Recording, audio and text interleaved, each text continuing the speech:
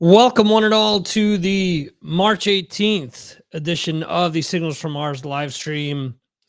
And we're supposed to have the band Fury joining us. They're doing an album release party. At the same time, they told me, sure, no problem, we'll join in. So we'll see what happens here. Yeah. So anyway, we have Jeremy joining us in the chat. Jeremy just hopping on over from the Fireside show that we just wrapped up. That's always a lot of fun. Jeremy tends to join in. So does Brad, Johan. And if you do have, let's see, if you do happen to have an Apple device, you can join us as well, or you could chat via YouTube or Twitch or Facebook, which I tend to open up. And all right, so we have Gabriel in the chat saying good evening. And let's see.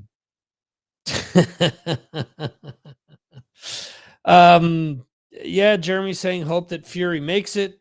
Said the new album is great. So let's see, man. I enjoyed it. Look at that. Jeremy and Brad are talking about a wardrobe change going on between the two shows.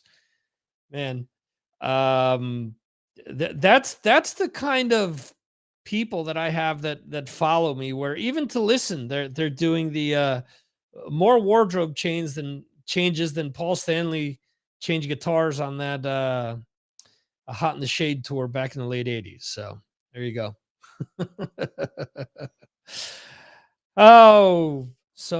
Yeah, you guys saw that I did announce that Fury was coming on, did all of the promotion on social media. Let's see what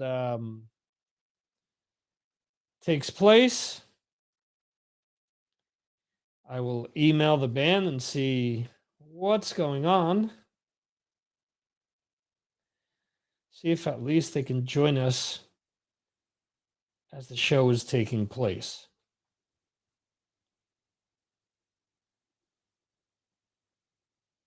So let's see here. There we go. All right, cool. God. Hello. Hello. We have Fury on with us. How you doing? Yeah. Doing great. How are you guys doing? Hello. That's you, Matt. Yeah, I'll sit there. I'll sit in the wood board. Sorry. We just like literally. Sorry, we had some technical issues, and now we're here. Sorry. No, that is awesome. We're so glad to be here anyway. Yes. Yeah, I'm glad that we were able to make this happen after like I mentioned in my email earlier today, I've had plenty of people that follow me saying, you got to get these guys on. You got to get these guys on.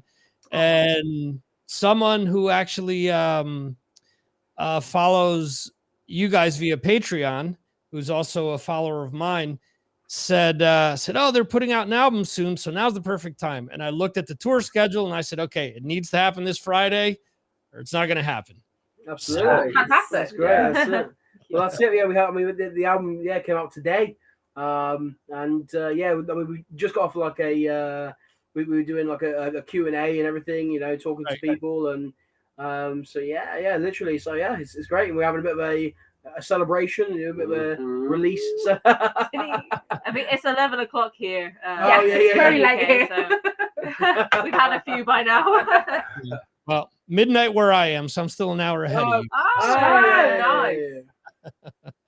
But anyway, so I have a few questions here, and I have some questions that were submitted as well. Obviously, you guys released the Grand Prize in April of 2022. Now, obviously, you guys are going to know this timeline better than I do, but whereabouts were we with the pandemic when that album came out? About 2 weeks in, I think, Yeah, or like a week and a yeah. half. So we were like, you know, we had all the tour planned. We were releasing the singles. So we released like the last single just before the lockdown hit, I think. And so by the time the album came out, we knew what was happening. We knew, but I mean, what we knew at the time was like a 3-week circuit breaker, as they called it. Like we're gonna be locked down for 3 weeks and then it'll be back. So just move your gigs. So that's what we did. And we were devastated as it was just for moving it like a month or like a couple of months or so. So yeah, it was definitely a big impact on how we thought the album could go, because we thought, okay, this album is now doomed because we can't take it on the road. But actually, it didn't go as badly as we thought it would. Like, we actually managed to reach way more people than we would have if we only like brought the album to people in person. Like, being able to do it online made it very a lot more accessible for a lot of people in different countries, for example, because we haven't really toured outside of the UK, especially before then. So it was actually a blessing in disguise in some ways. I mean, in many ways, it was not like really not good, like in terms of the world, of course, but in terms of for us, it was not good. But like it in some ways, it was actually kind of like, oh well, we wouldn't have done this if that hadn't have happened. So kind of cool. But I have to imagine that, obviously this hit everyone by surprise. I mean, we knew that something was coming, but I don't think anyone, obviously, as you just explained, knew the extent. So you guys are obviously working on what you feel is probably your best album to date, and you're about to turn it over to the world, and you're in limbo all of a sudden. So, you guys are saying that you were able to pivot. It was kind of like weird for me to see bands say, oh, I'm just here bored sitting on my couch thinking, are you crazy? If you're not moving, if you're not worried about what you're doing now, no one else is going to be worried about it. So if you don't take the advantage to do something to, in this case, you guys went and started releasing singles and worked on different music and things to keep, to let people know, hey, we're still here. We're still. I think in a way, I think we were quite lucky in the fact that we did release the grand prize at the start of lockdown, because it gave us something to shout about. It gave us something to put out there to market. And obviously, the start of April 2020, that was the album itself. And up until then, we put out, I think, sort of about 3 singles from it. And so, then we could just talk about that, and then we could do like playthroughs, and we could do, we did like a Q&A on the launch day. Acoustic stuff, anything we could, basically. The momentum was there, and we had something to talk about then. That's it. Absolutely. Whereas, I think if it would have been at the end of like an album cycle, so if the album had come out even a year before that, then it would have been like, well, this album is we've kind of expired it, really. Everything is there's nothing new to talk about. And then obviously when lockdown eased, that was like, okay, let's get on to, we'll make some music videos. And then, we had a rerun of the first album to market. And so we did a couple of DIY videos for that. And so, it was just about trying to just keep that momentum going all the way through. And then doing like, obviously, things like the live streams and all the recorded sort of live performances that we could put out there. Anything just to sort of keep that momentum going. And of course, during that time, especially like that first lockdown, writing a new album or starting to write that, which obviously brought out today. So it's crazy the way it's worked. At what point do you guys decide, okay, like you just said, it's not the end of the cycle, we don't want to throw this album away, but at the same time we need to write something else? We can't just sit back and say, hey,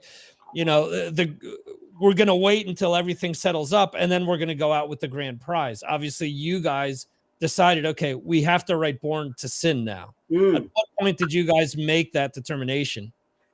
Like immediately? I mean, obviously, so lockdown here happened March 23rd, 2020. And obviously there were all these, you always have some ideas floating around of different songs, whatever. Saw some videos of, sorry, Karen. Sorry. But I mean, almost immediately, like we got locked down, And then it was like, well, what else am I going to do? I mean, for me, first and foremost, I'm a songwriter. So it was like, okay, well, I'm going to just write some songs or finish these songs off. All these ideas, I'm going to sort of see them through. And yeah, I mean, within days, I was sending demos out to the rest of the guys.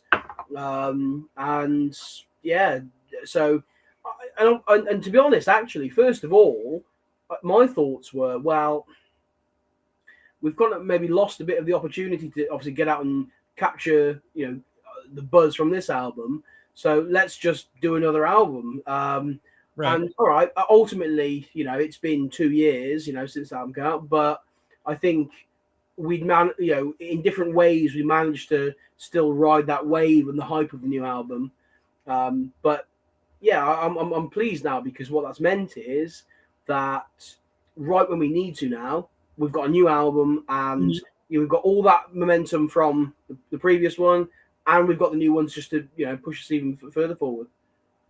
Gotcha. And I think also, like, the band had a bit of a difficult time just before the Grand Prize came out, and just before the lockdown. So even though the lockdown was difficult, just before then we changed members. So Julian is the only person who was on the albums before the Grand Prize. So since between Lost in Space and the Grand Prize, 3 members changed, and then we started working with Naya as well, who also joined the fold. So I think the Grand Prize, there was a lot of stuff, like, it was long overdue. There was 4 years between Lost in Space 2016 and the 2020 Grand Prize. So it was like, okay, right now we've got some kind of momentum. Let's just keep going. Let's just keep doing this, because this is now working. Like, we've got a lineup that's stable and it works. Let's just do as much as we can with it. So I think it was just like, it wasn't like you wrote the Grand Prize and then it was like, bam, next album. I mean, it kind of was, but it was kind of like, it was kind of like, okay, yeah, I wrote the Grand Prize.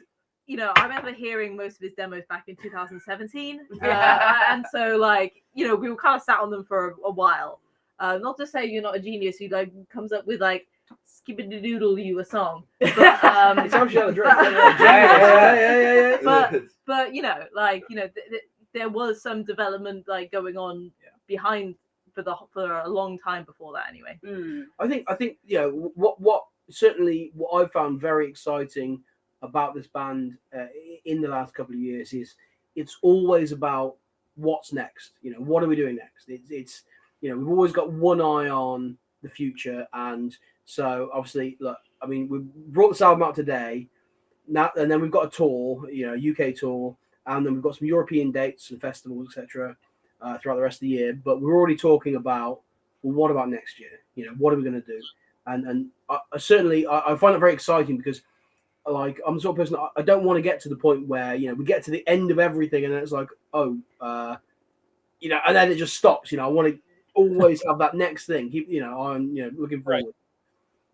Yeah, instead of just sitting there wondering, okay, what's next? No, you've already got exactly. Yeah. So we've already got plans of and obviously at this stage, it's when I say plans, it's like a rough outline. Okay, this is what we think we want to do in 2023.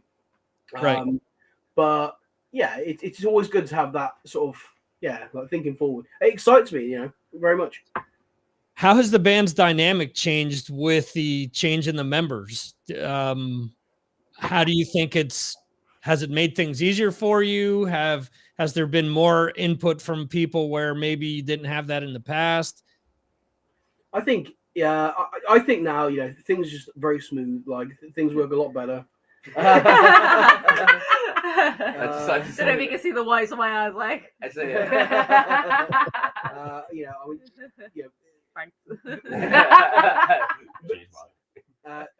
Becky does a lot of work, sort of, keeping things together, and it's the way things kind of work is, I'm very much like, oh, we should do this, and then Becca's like, oh my god, how are we going to do this? ideas, man. I have an idea, Yeah. but I think Lots everyone of has good one. ideas. Yeah. But lots of dreaming ideas. Yeah. It's just like, can It's I like, just here you read go, this in a bit? Yeah. It's like, okay, Sort we can do this that out. instead. Make it slightly more. You want to do this? And I'm like, we can only do this. But yeah, I think it's very easy. Like, there's a lot of communication, which is always key. I think there's a lot of trust, and there's a lot of, we're all striving, we're all, striving towards the same thing. We all, envision the same goal, I think, and we're all, that's where we're all sort of trying to get to. We want to take this as far as we can. We want to work as hard as we can. We're all very excited by it, like I said. I think, so it's like, okay, we've got X amount of gigs this year, brilliant, and we want to do this, and brilliant, and no one's like, oh, I want to do this less, I want to do this part time. Everyone's like fully Right. invested. Okay. Now that you mention, having to kind of curtail things or make sure that they all work, was there anything during lockdown that you guys wanted to do that you realized, you know what, maybe that isn't such a great idea, so you guys decided to scrap it? Where I we mean, Gig. Yeah, Gigs. playing live. Yeah, Well, we have, Jake halfway built a paper mache dragon. Yeah. That was We didn't it. get to use Oh, it. we didn't get to use the paper Yeah. mache I'm dragon. very upset. We had to like, bin that the other day yeah, because yeah, it let's went do- mouldy. we got the song, the dragon song. We're gonna have like people going through the audience with this big paper mache kind of dragon, like, and stuff. But yeah, that was back when we had like a bigger venue to do our big launch show, and it's going to be a big thing. And now we have a much smaller venue to do it. And the dragon went moldy. We had to Yeah. throw it away. I had to bin it. I think as well, like, so for the grand prize, we had, obviously that was going to be the initial launch show, and then we had ideas about doing a sort of a later launch show when sort of last year when gigs did start kind of opening up again. We had an idea about, okay, well we'll do something because it's all like racing themed. We'll do sort of like a go-kart track, and that'll be really cool. But again, we still weren't sure whether at the time whether things were going to get locked down again, and so we kind of that's for me, that's probably the biggest regret I have, is that because I would actually love that. We had this idea about, we could, like, almost instead of a support band, we could have people going on go-karts first, and we have the songs playing or something like that, and then the band would play, and it would just be really cool. But We can still do it one day. yeah, one day Yeah. I think maybe anniversary show, we'll do something cool. Like, Yeah. we'll do it actually at an F1 track or something like that, or but Silverstone. yeah, maybe. Well, we're doing Donington later this year, so maybe. Oh, that's a track as well, right Yeah, there. That's it, isn't it? So yeah, but yeah, that's the biggest thing for me.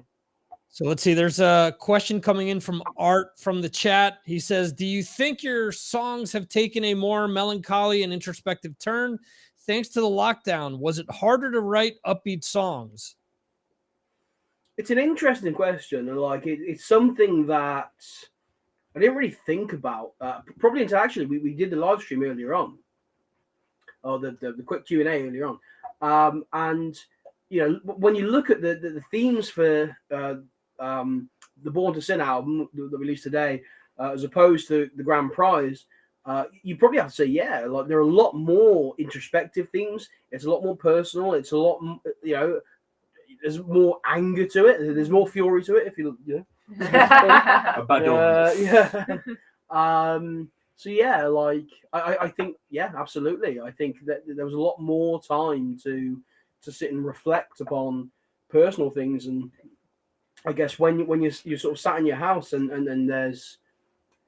you've only got really like these things, you've got less sort of social interaction and less other things, influences coming in, then 100%. I think a lot of that, a lot of the themes for the new album, a lot of the tone of it, I think has been affected by everything we've been through. And I didn't think, I didn't really think about that until, like I say, earlier on when someone mentioned it. But I think it's spot on. Okay. Do you feel that there's any silver lining for you guys coming out of the pandemic? Was it maybe working on the album? Was it maybe being able to spend more time on the album than you would have otherwise? Definitely. There definitely were silver Yeah. linings. More time to kind of like spend at home and hone in on the songs being good. Yeah, I don't think we would have turned around another album in this time. Definitely not. Like we would have been touring the grand prize for a while. So Yeah, we've been too busy.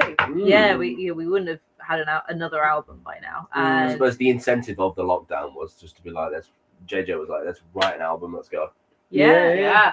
I mean, it wasn't that long into it, was it? Like a couple of weeks, and he was writing songs and getting them ready and playing them all throughout our house. Like, he had them all ready, and But I think it's just and you know, just like reaching new fans, because I feel like our audience changed a lot from, like, you know, the band used to just tour the UK loads, had a decent UK following, and now it's a lot more international, because we can draw in those fans from overseas, and now we can make those links to, you know, hopefully places we can get to soon. We haven't really gigged much outside of the UK, so like when we next like tour in Europe, hopefully we've already planted those seeds for like some new fans that we can already reach.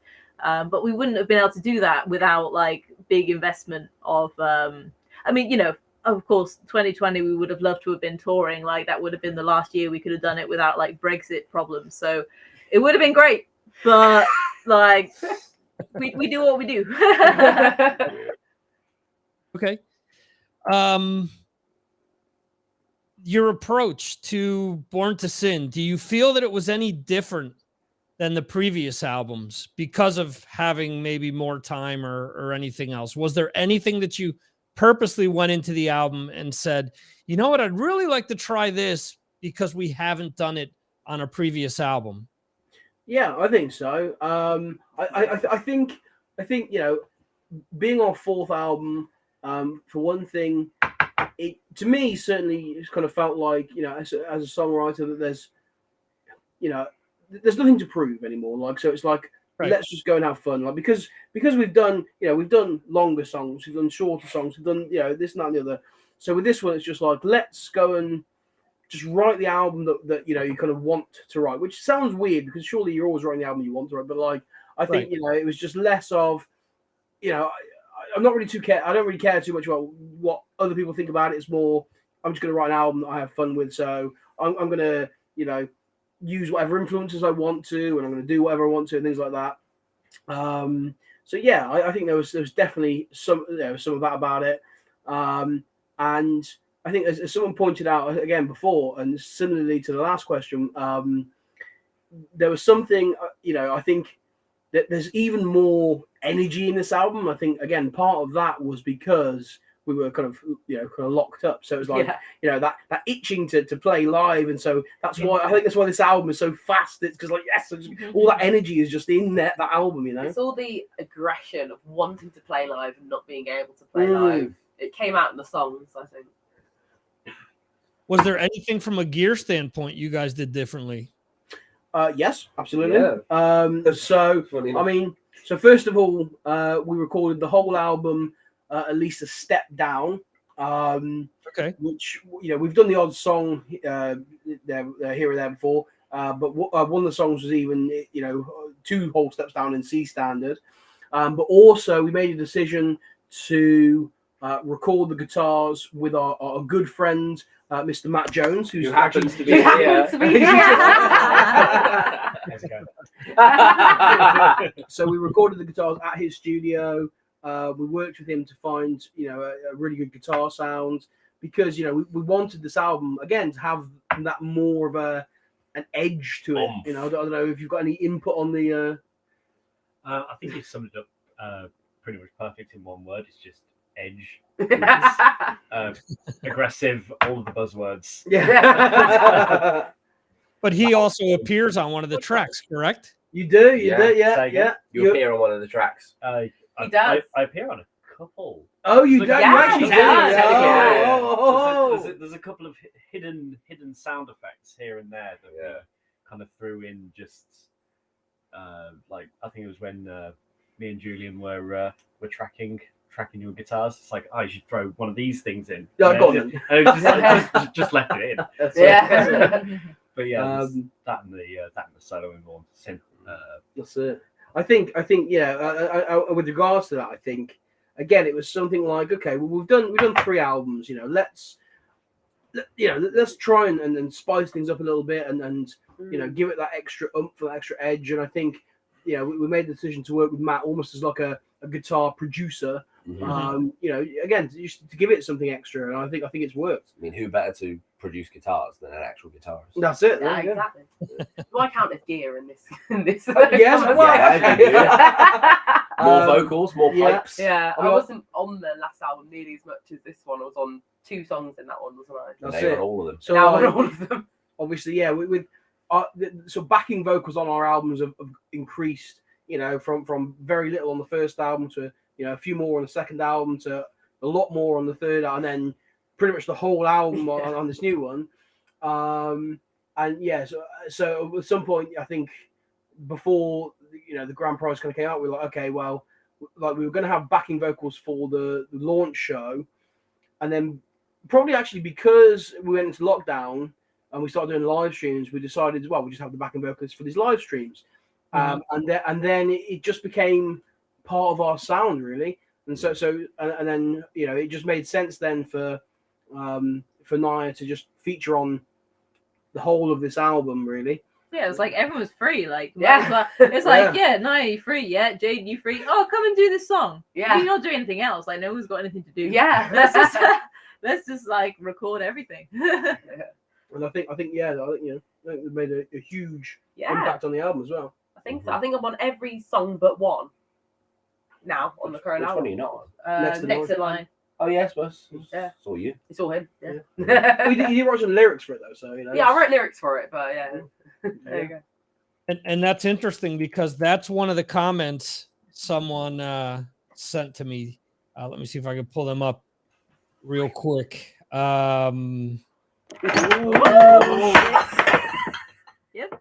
Everything's fine. Everything's okay. Everything's fine.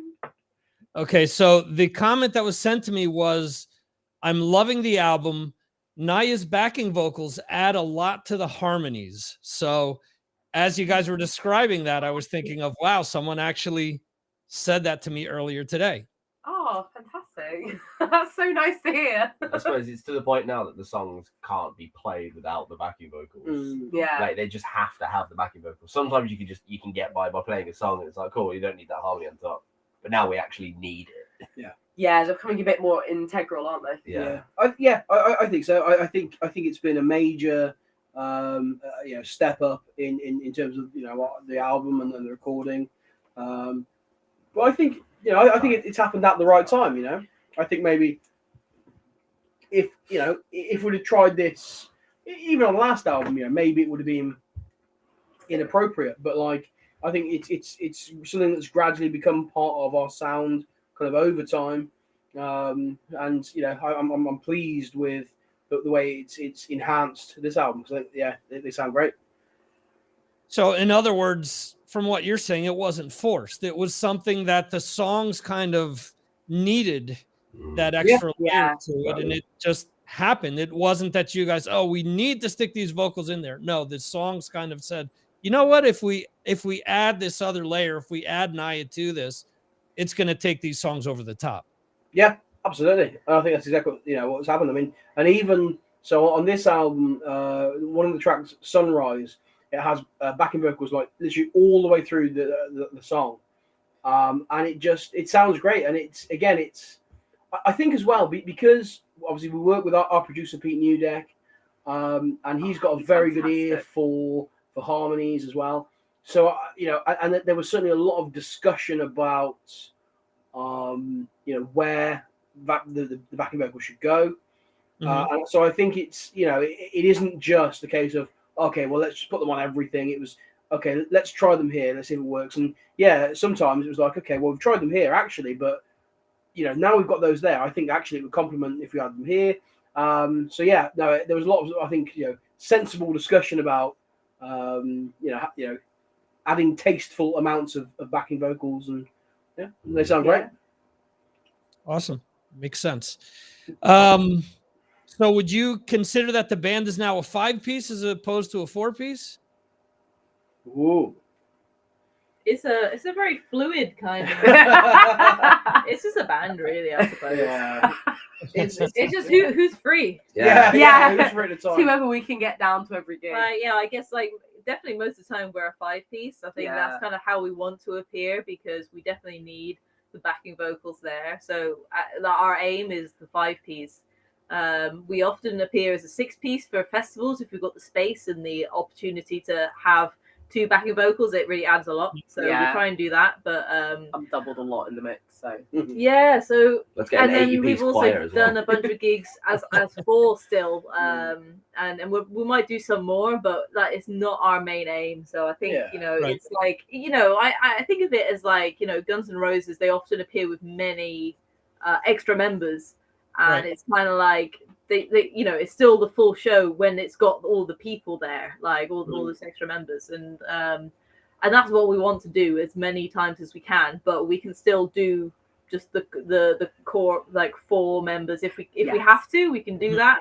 But we'd rather not. That's the thing. We want to make it the best thing we can. And the 5-piece works because, like, even on the smaller venues, it's still possible. Yeah. Whereas the 6-piece, it starts to push it. yeah, So that's kind of And then how I and the thing is, then on this album we go and have a piano on one of the tracks. So yes, that's yeah. So it could always grow. Like So we're we're a hiring- growing yeah. family. Yeah. We're So gonna be hiring a keyboardist soon. maybe. Yeah, we'll draft it in. It's it's something to think about. Like, obviously, if we had Says we're like Slipknot. so like Yeah. Yeah. someone playing the what was it, the keg. I gotta employ the big keg legs. man. Oh, I'd like that to be my job. That's it. But yeah, I mean, if we had like lots of money and if we were playing big stages all the time, then yeah, 100%. I was always about that kind of the big band kind of thing, and like you have the drummer, but then maybe a percussionist and a saxophone player and a whole brass section, or but like I think it's cool because that's sometimes I think maybe metal gets a bit stiff and a bit stagnant in terms of branching out, and but I think that's one thing that I'm very interested in doing. It's like, okay, well, what can we introduce and make sound different and make sound big, and so Everyone's invited to the yeah, party. everyone's invited. basically. Yeah. Get up and join. I was going to say, you're leaving the door open fairly big there by saying whoever's available. I mean, Yeah. all of a Like sudden, triangle? That's it. Bring your tambourine, come along. 80-piece children's choir shows up at a show all of a sudden.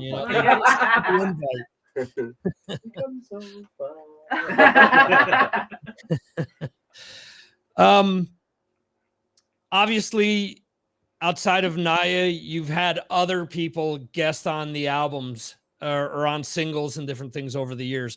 Has there ever been anyone that you've wanted to have on a track that you haven't been able to secure? And if you could have a dream guest on the album for each one of you, who would that be? Ooh. Devin Wow. Townsend. Devin Townsend, just big epic chords, Fury song with Devin doing his thing on top. That's clout. I'll take Devin Townsend as well, but I want him to do I don't want big epic chords. I want him to do like a guttural Oh yeah. scream. I want him to do like the most demonic Oh my god! screaming Should we have I've ever heard. like an actual screamy song? Yeah, but like the way that Debbie does his layers of like demonic Pitch. screaming, but with like Yeah. very like melodic vocals over the top. Like I feel like this could work. This So could work. not just like pig squealing. No, but just like the light and shade is like yeah. Well, I'm not in charge of it, so she's just like absolutely not. Oh my god, one person. I mean, I'd probably say James Hetfield because that would be amazing, wouldn't it? James Hetfield's on the song, James or Bruce Dickinson, or I would say Lemmy, but unfortunately, actually not. Well, we are dreaming here, so I No, didn't say. yes, yeah. I mean, that would be great too. Yeah, so yeah. There's a guy Yeah. I follow on Instagram called Saxel Rose, and he just he plays saxophone in for rock and metal. It's really cool. Let's get him on. Yeah. Yep. Mate, Dio.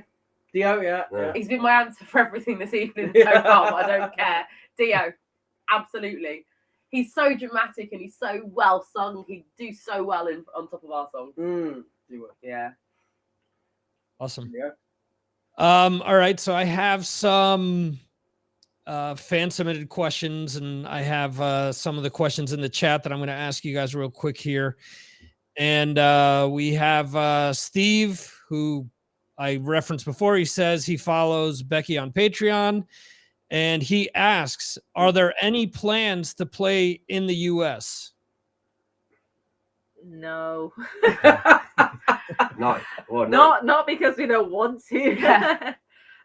It's just like for a band from the UK, it's extremely difficult for us to get over there. There's many like visa issues, and we can try and smuggle our way over there and say, oh, yeah, we're just here for a holiday. But if anyone finds Right. out, it looks us up and like sees, hey, you got a gig booked, then like we're banned from the USA for many, many years. So, I mean, we didn't make the rules, unfortunately. Yeah. Right. It's the thing. We just don't. Yeah, if we could have the people in place to help us out with Yeah. that kind of thing. That's- If we had people to invite us over, Yeah, I that's think it. a massive difference. That's it. We've always said, if anyone wants, any promoters or for festivals or gigs, whatever it is, we would love to go over and play. Absolutely. But yeah, it's knowing that person to go. I'm gonna invest in you and take a chance in you to come over and to play. So yeah, we would love to. So yeah, if you know anyone, please get in touch because we'd absolutely love to. Yeah, we will go anywhere. Basically, we'd love to gig like all over the. Yeah, like every continent we'd love to play. Especially Antarctica. Especially Antarctica. Just But yeah, it's just like just getting the things in place to do it. Like to be honest, we haven't been able to like tour our own country for a long time. We finally been able to do that. It's like, yes, great. Does Brexit affect you guys playing mainland Europe? Yeah. I mean, we're still trying to figure out because nothing's really been sorted and made very clear by our governments and stuff. So it's still kind of up in the air. Like I'm pretty sure we can do it. I've seen other bands that are doing it. We just need to figure out how much it's going to cost. I think probably a lot more than it used to be, and it's just going to be a lot more hassle than before. But I think it's going to be possible. We've got some gigs booked in Germany, France, Belgium, and Netherlands at the end of this year, and I'm pretty hopeful they're going to happen. But it's going to be a big headache, basically, compared to what touring would have been before. And Switzerland haven't been announced yet, but there's going to be. We'll be fine. Whoops. Yeah, I interviewed, I think it was in October, the singer of a band called Manimal out of Sweden, and he talked about the economics of touring and how he said it needed to make sense for them to go out and do shows. And he said, I work a job outside of having the band, so I'm set to lose X amount if I go out on tour, but I need to make up with that by having a decent amount of people show up to the gigs. He said, sometimes just having good crowds night after night is worth his while to go out, even if he's just breaking even for the tour. But he basically said, it just isn't what people think it was, 20, 30, 40 years ago. We got to he was saying how it needed to make economic sense before he could do anything. Yeah, I think like bands used to get record deals and you used to sell loads of albums and they make their money that way, but now like in a way it's kind of good. Like a lot of bands are more like grassroots, but they gig for their money. Like you can't really make much money as a band if you're not on the road, so you need to be on the road. But when your country is a small island and there's only so far you can go when you're gigging. Like it's great gigging here, we love it, but like there's a great market in Germany especially just like in Europe. Every time I played over there, like it's been extremely supportive of live music, and like being blocked from that is just like the worst timing and like the worst thing that could happen. So it's just trying to balance it out, and making sure your band is what the venues will pay for, and make sure there's enough money that you can afford to go there. I mean, this is going to be our first time going on like a longer tour in Europe, so we don't really know what to expect, but I'm just kind of trusting in the universe. Every time I've been to Europe, it's been pretty cool, so I'm hoping that I will just go there and trust the universe, and like people will buy the stuff, people will buy the tickets, and things will be okay.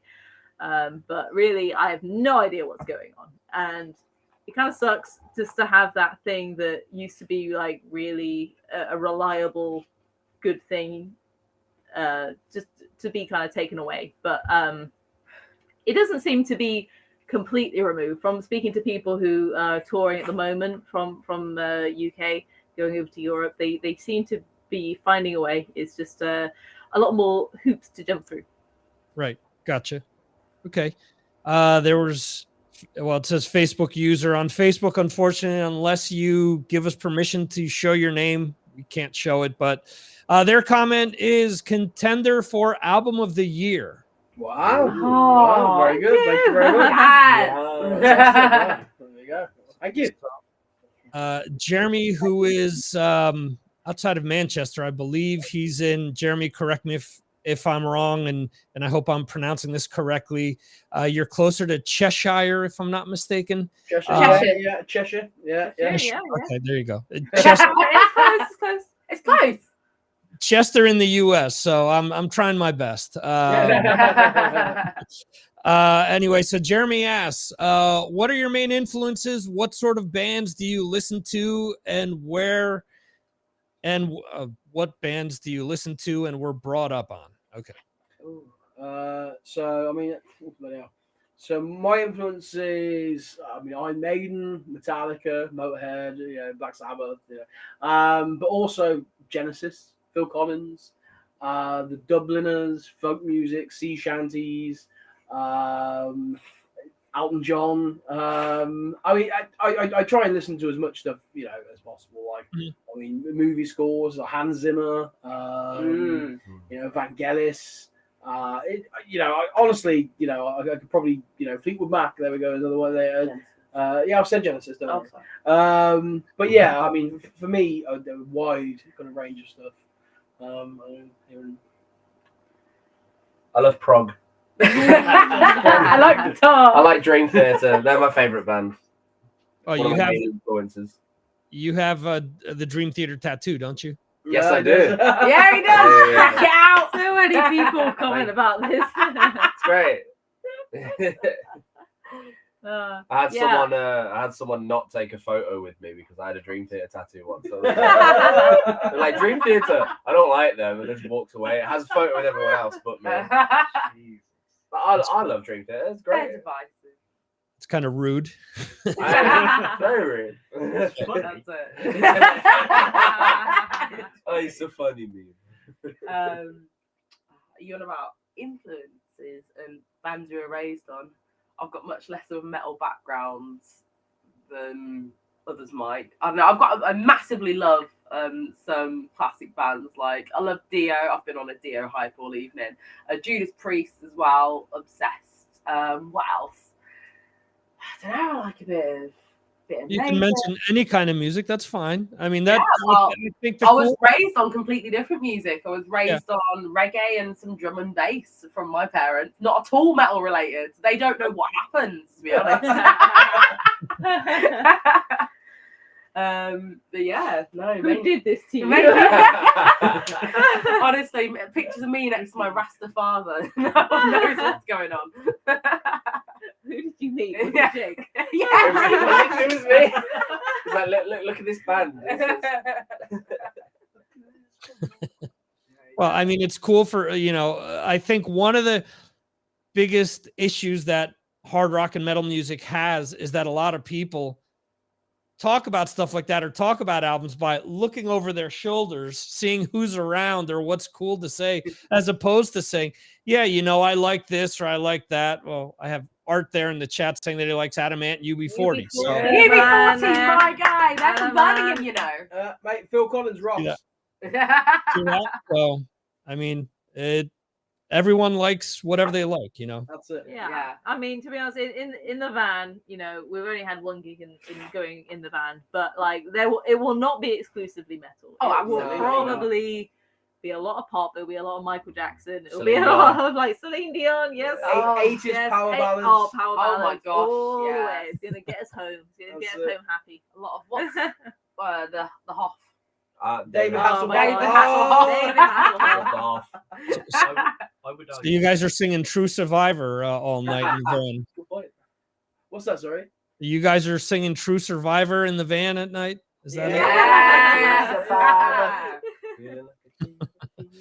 All right. Here's a last question here that seems to be submitted. Let's see. Do you think audiences are much wilder and willing to rock because they've been caged? Yes. Yeah. I think so. Definitely. Definitely. Oh my gosh, Our absolutely. gigs, yeah. When we came back in like September, our first Yeah. gigs, like they, you know, like we expected like people to be a bit more like, woo, let's go. But like they were just a huge step up from before. Yeah.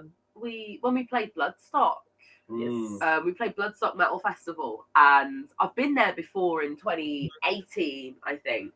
And even just walking through the festival, forget the part where we're on stage, the atmosphere was electric. Loved it. And then Right. when we do get on stage, the tent, it was full of people, and it was 11 a.m. like 11 a.m. on, what was it, Friday, Thursday? Thursday. Thursday, Yeah. 11 a.m. on Thursday, and this massive tent was full of people, and you could have cut the atmosphere with a knife. It was so electric, it was so intense, it was fantastic, and I've never felt that sort of energy at that festival before. And I've been there before. I've watched Judas Priest at this festival, and I still felt like the atmosphere had just bumped up that extra level after COVID. Everyone was so intent on enjoying themselves, like they couldn't perceive not having the best time. Yeah. And I think there was something about like bands coming back to it after so long and being a bit like rusty. Like I think that actually kind of added to the atmosphere. Everyone was a bit like, oh my god, I don't know how this is gonna go. Like it felt like, you know, the first time again, it felt like everything's a bit like, ooh, is this really happening? And like yeah, it just gave everyone so much more excitement than before, I think. Awesome. Yeah, I was just going to ask that if there was any butterflies or anything, because, you know, after Ooh, being away for absolutely. so long, Yeah. being back was- up on stage. I mean, it was almost 2 years that we didn't gig for. So our last gig before COVID and everything was December 2019, and then our first gig, like proper gig back, was the second stage at Bloodstock. I mean, I don't know, a couple of thousand people, maybe more. I don't know. Potentially more. I can't, it's difficult to put a number on it, but a lot of people anyway. And yeah, for the first few minutes, I think I was a bit overwhelmed, because it'd just been so long. And it was all these kind of feelings and memories, and everything just came flooding back, which is why I use an excuse as to why I messed up the first song. but no. I forgot to plug my wireless in. Yeah. We all started the How set, do we and I was do like, this? hang on, Yeah. I got no sound. I forgot how to use all my rig. Yeah, Shit, that's it. it's been a long time. But yeah, it was incredible. Coming back after so long, and then we said we did a handful of gigs towards the end of last year because we didn't want to book too much because we weren't sure how things were going to go. And then obviously we postponed everything until a couple of weeks from now. And yeah, I mean we did a warm-up gig last Friday. So the album's coming out today, and we've got another standalone gig next week. And then from the week after that, it's it's all go. We 2 months of solid gigging at least. There's a few sort of festivals in the summer, and then sort of last half of this year we're in Europe, and so yeah, it's just can't wait. Oh. Cool. Yeah, for someone that once jumped into a chorus like 2 measures before I was supposed to, I feel you with Yes. doing that to you. That's right. I got their whole verse before I was supposed to. Don't worry. Yeah. This was one of these. It was a fake chorus, and instead of faking out the chorus, I went into it. So, Yeah. oh well. All right, so you're mentioning that you guys have, I mean, up until September, you guys have everything up on the site, all the tour dates, and then you guys have more things in Europe towards the end of the year. After all of that's done, I mean, how far ahead are you guys already scheduled for things? You already have things laid out for the next year, or how far ahead of time do you guys lay things out? We've got a couple of things at the moment booked for next year in terms of festivals. Obviously, we've got ideas for in terms of releases. We've not, say apart from the Colour Festival, we've not really thought about actually, the gigging schedule for next year yet.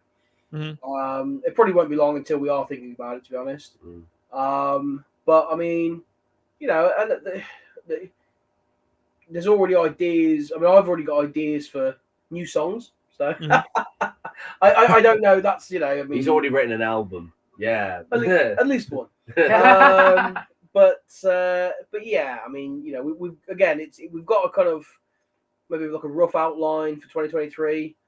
I think the first thing was to get April and May of this year, get those done, because we're seeing quite extensively those couple of months.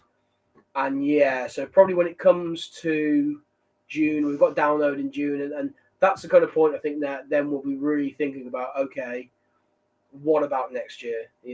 How's it going to go? What are we looking for? So we've got a couple of festivals kind of booked already, obviously yet to be announced, because they won't be announced until probably late this year or early next year even. Right. But yeah, that plan will start to formulate a bit more in terms of, okay, what are we going to do? But I think the focus has been so much on getting back to gigging this year at the moment. That's can't wait. Cool. Okay. And where can people go to pick up Born to Sin and put the most amount of money in your pocket? Is it going to the website? Is it going to Bandcamp? Where do you prefer people to go?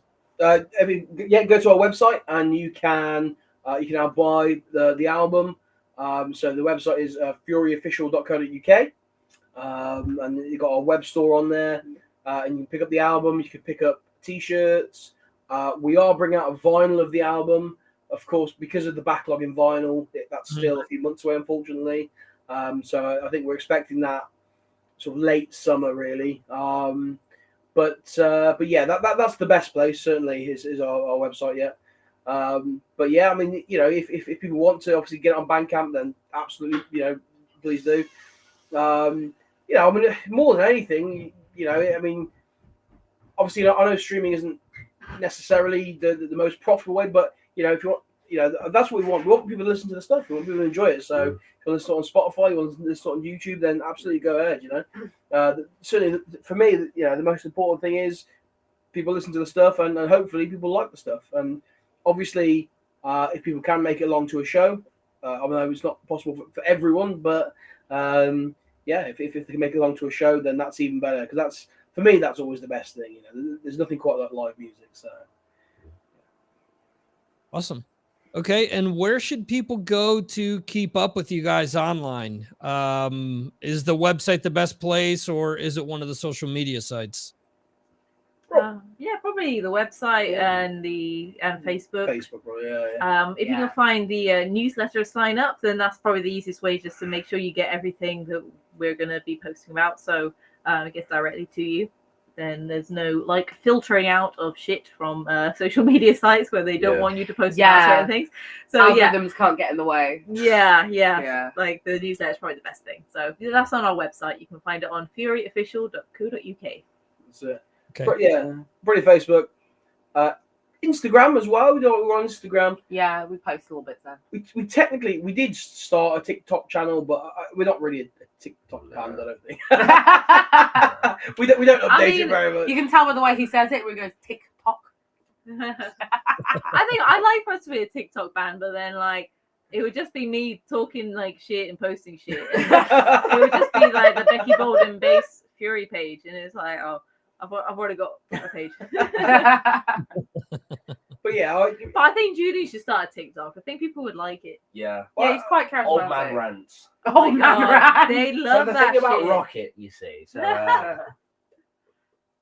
Yeah, I mean it's a difficult platform to navigate. I mean, I guess if you're used to Facebook and Instagram and stuff like that, it's a completely different ball of wax. I just found out today you can post 10-minute videos, and someone said you could do that 2 months ago. I'm like, oh well, that goes to show how much I keep up with it. So yeah, I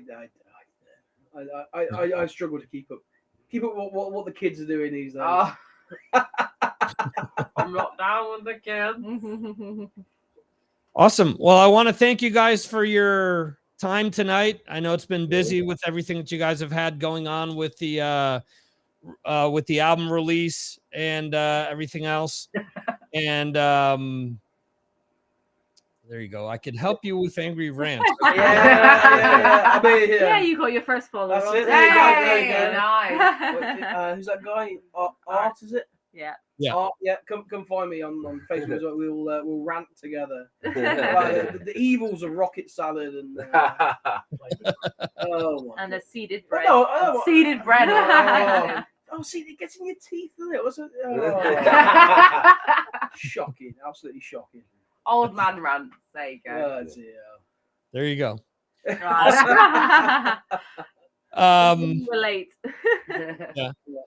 In any event, again, I thank you guys for your time. It's been awesome talking to you guys. And if you ever want to come back on and talk about anything else, promote anything else you guys are working on, or just talk about music in general, the door is always open. And thank you very much. thank you We so will, much. Thank absolutely. you. Yeah. Thank you. it's been a lot of fun to have you guys on, and nothing but luck with the album and with the upcoming tour. So Thank you very much. Thank you. Good to speak to you. awesome. All right, guys, have a good evening. Take care. Yeah. Thank you. See you later. Yeah. See ya. Awesome. So we were finally able to get Fury on. Awesome to finally speak to them. Everyone who was a fan of theirs, who's on my Patreon or who follows the podcast, had been asking about them for quite some time.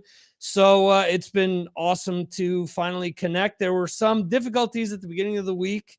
At the end of the day, it was kind of my screw up. I clicked on the wrong email address and emailed someone else instead of the band.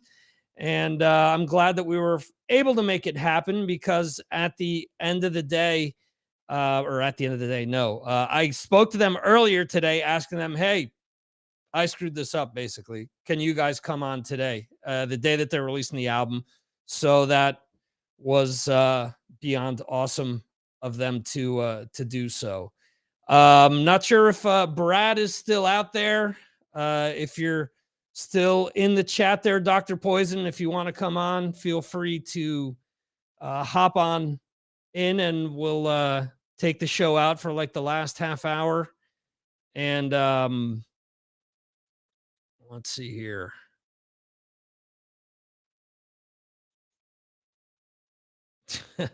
I'm the man. You know what? I should have I'm the man.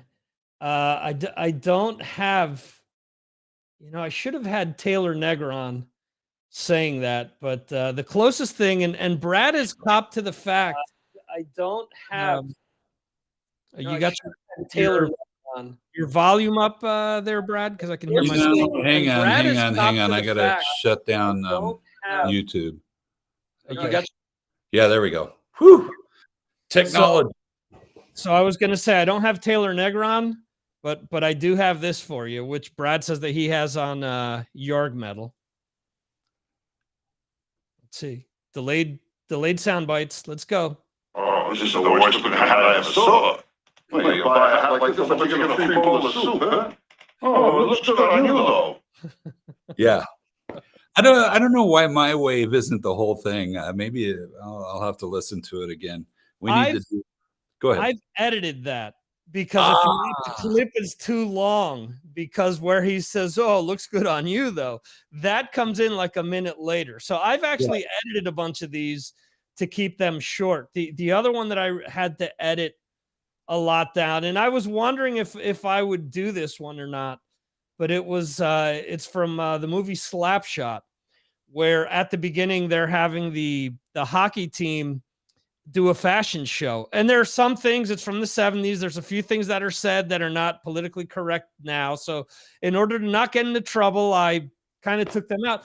But there is one part that I did leave in. It's basically one of the defensemen saying that he doesn't want to be part of the fashion show. And he says, you know, if they force him to go out there, that he's going to do something and everyone's going to scream except for his wife. So I'll play that real quick. Okay. I'm going to wiggle that out, you cheap bastard. I'm telling you, you better be prepared because when I yank it out, everybody in that audience, with the exception of my wife, is going to be running to the exits. Joe McGrath here, just checking on.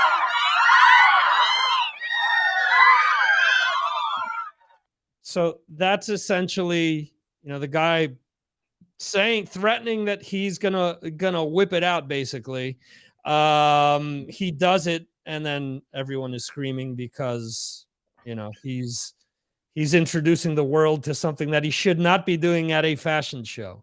So there you go. You know, there was a time in this world where, you know, you could show your wiener and it wasn't a big deal. Oh boy. Oh. You'd think the kids at the schoolyard would appreciate that. No, that was inappropriate. Yeah.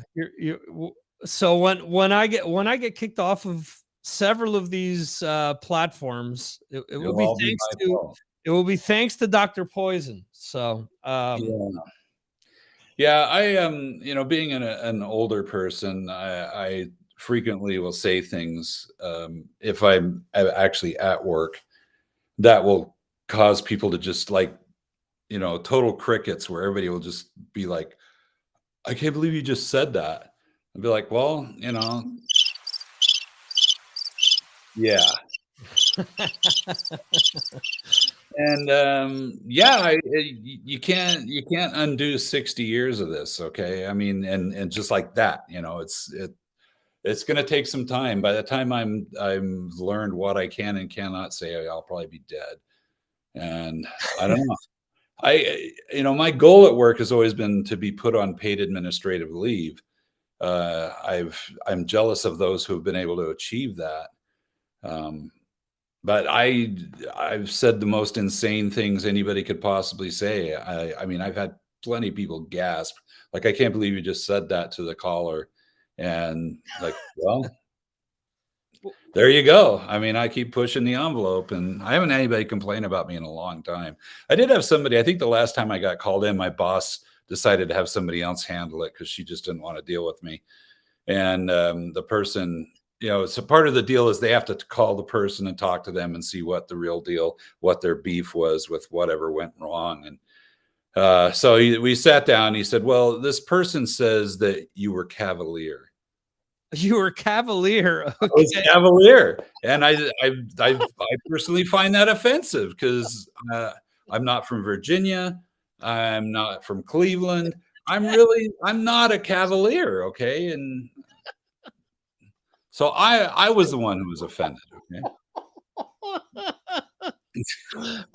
He's who was on the phone? Was that Thurston Howell who called you cavalier? Yes. He's one of these savages from out west. He's very cavalier. He's very cavalier. Yes, I didn't understand what he was saying. It was most cavalier. Yeah. I don't. Yeah. I mean, I don't know. I am what I am. It's and you think about all the public speaking that I've done, and especially in this new world where everybody's got a cell phone and recording things, and it blows my mind that there hasn't been something that I've said that's been totally inappropriate, hasn't made it on YouTube. And you gotta mute YouTube or whatever you have open. He's getting there. Art, I have the same problem. It's all good. He'll figure it out. He's listening, but he's not. I don't think he's listening in real time. Are you listening in real time? He's listening from 1950. Yeah. I'm listening from 1982. Hang on here. Oh, that was a good year. Speaking of which, Oh. can we pimp out next week's show for just a moment? Yeah, absolutely. Yeah, so a week from today, we're going to be talking about our favorite albums from 1982. This is not what we think the world thought were the greatest albums of 1982. It's what our favorite albums. Is that correct? That's the criteria I'm using. That is correct. We are up to 43 different albums up to right now. There are 4 people that still need to submit lists, if I'm not mistaken, including Dr. Poison. Yeah, And I have my list. oh boy, It's right there, and I will send It it was to you. actually an incredible year. That actually talking a little bit kind of Fury was talking about. It was actually kind of funny where they start looking around and it's is it okay to say this band? Is it not okay? Yeah. Does that take my cool factor down? And when I was researching who put out albums in '82, and it was, oh my God, it was so. Aside from metal, a lot of the alternative stuff.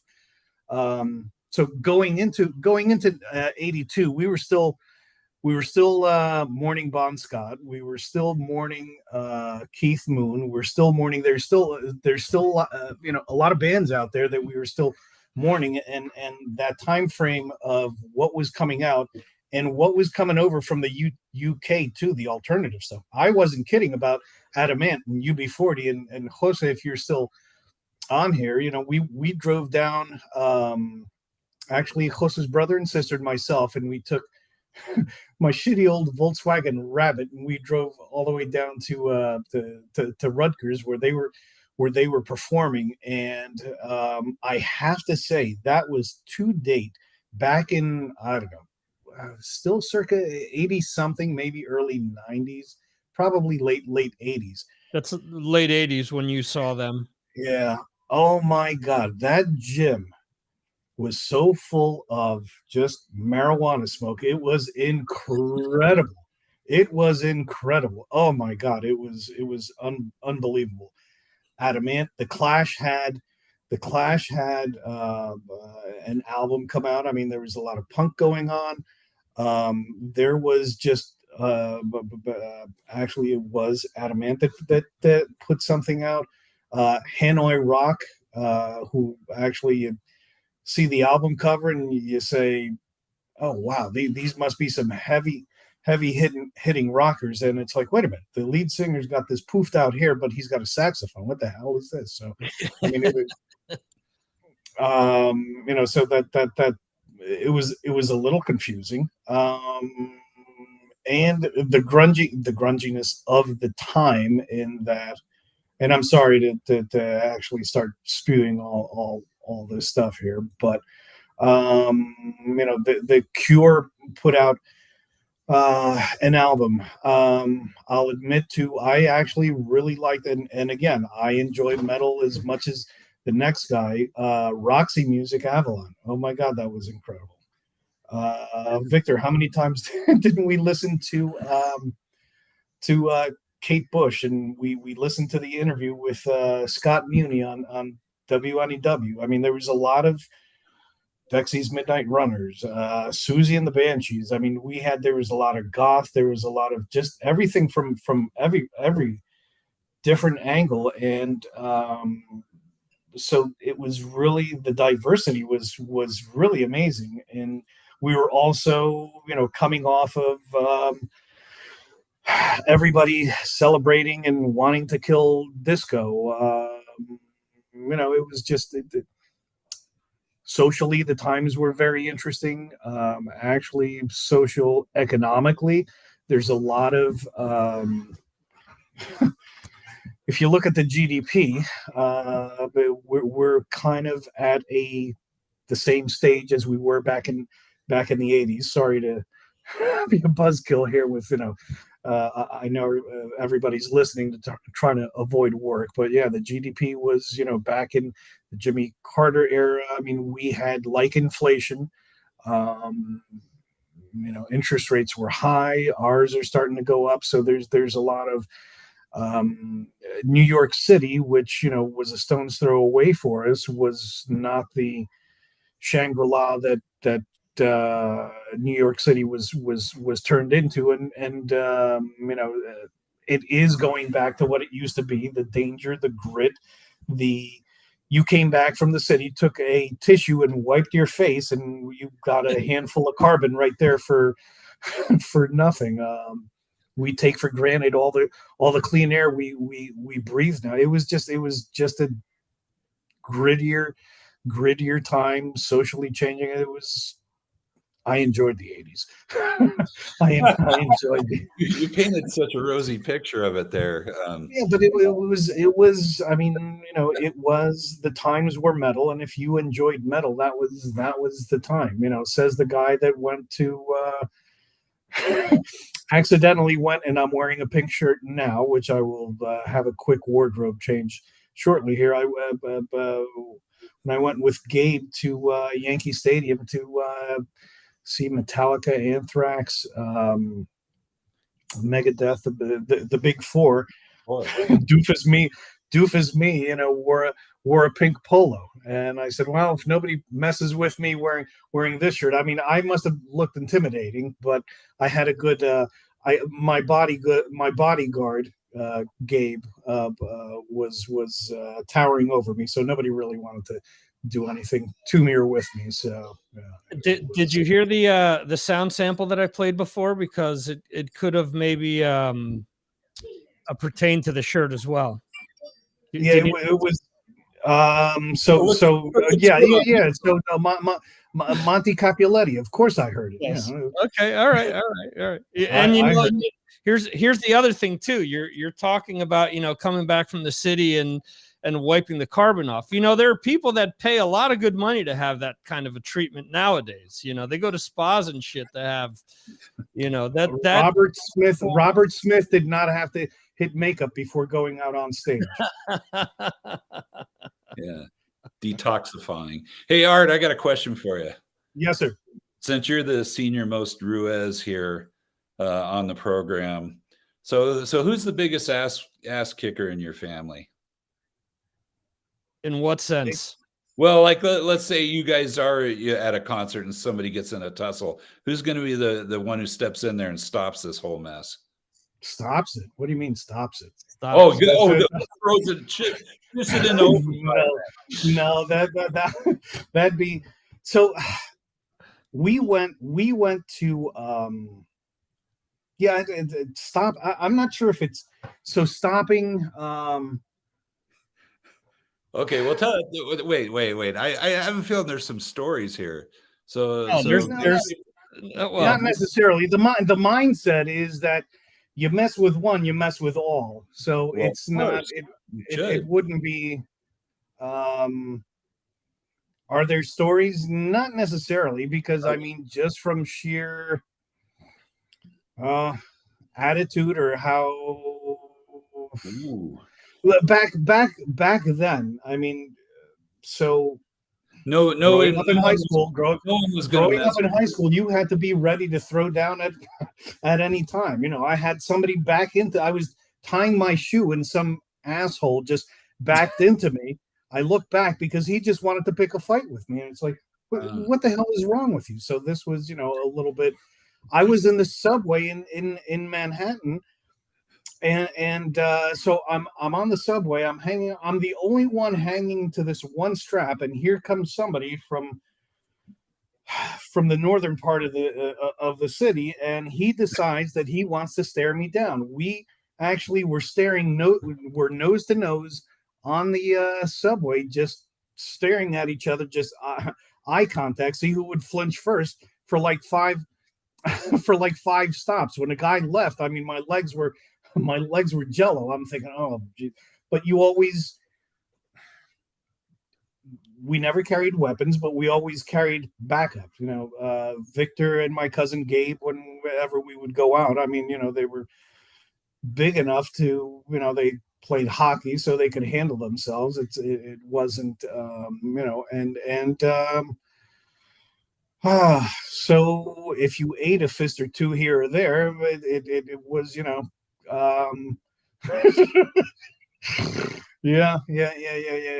You always, so actually, Jose actually makes a interesting comment there too. And I remember when my cousin Bennett joined one of the athletic teams, and I believe I was a senior, and I was either a junior or senior, and he was a freshman. And they were corralling all the freshmen to throw them into the shower. And I said, okay, I'm taking this one with me. You guys do whatever you need. Parts elsewhere. Okay, this one's mine. Just keep going. Yeah, it was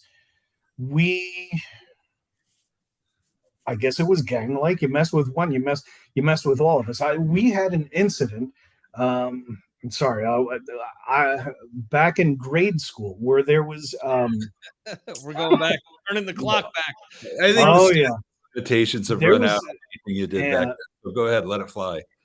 So I guess I was third, fourth grade-ish or something, and here is one of my female cousins was being not treated so well, and I guess quite frankly, being groped by somebody. They were playing tag, so I saw this, and I made a nice big hard snowball with rocks and all sorts of debris and shit in it, and whipped it at the kid's head. He was amazed that like some little shit would be have the audacity to do this to him. So he grabbed me by the arm and he's taking me off to the office. And as we're heading into the building and going down the stairwell, here comes another family member saying, "Oh, what happened?" And all of a sudden that became a fight in the stairwell, so he could release me as a prisoner. So there were enough of us, and there was, we stood up for each other. So one more than another, I think we all could have that hair trigger if the correct buttons are. I think we are extremely peaceful and calm people. However, having the wrong thing said and you go Costanza, no doubt.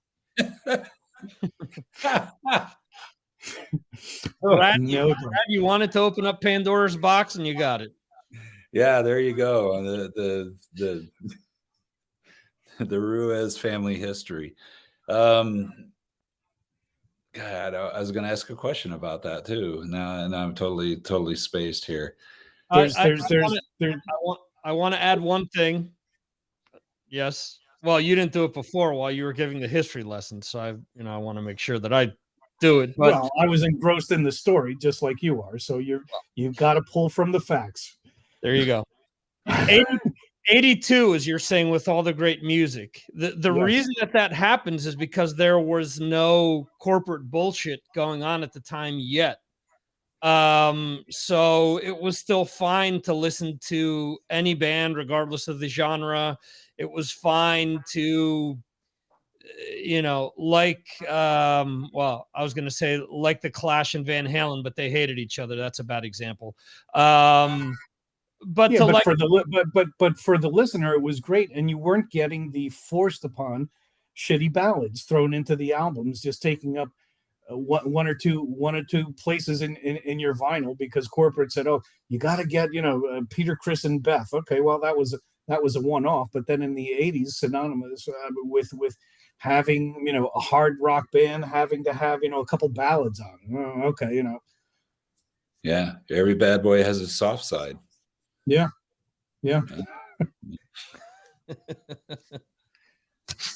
Well, I have on my list at least one that's not really hard rock. So there you go. But on my total list, there's a couple that I don't know that didn't quite fit into that vein. But as far as making the top 10, boy, did he just go lights out there? it went completely black. I don't know what happened. Okay, he's getting censored.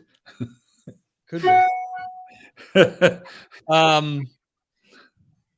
Yeah, there have been a few that have been submitted that aren't that I wouldn't really consider hard rock or metal, but much like with the live albums, Yeah.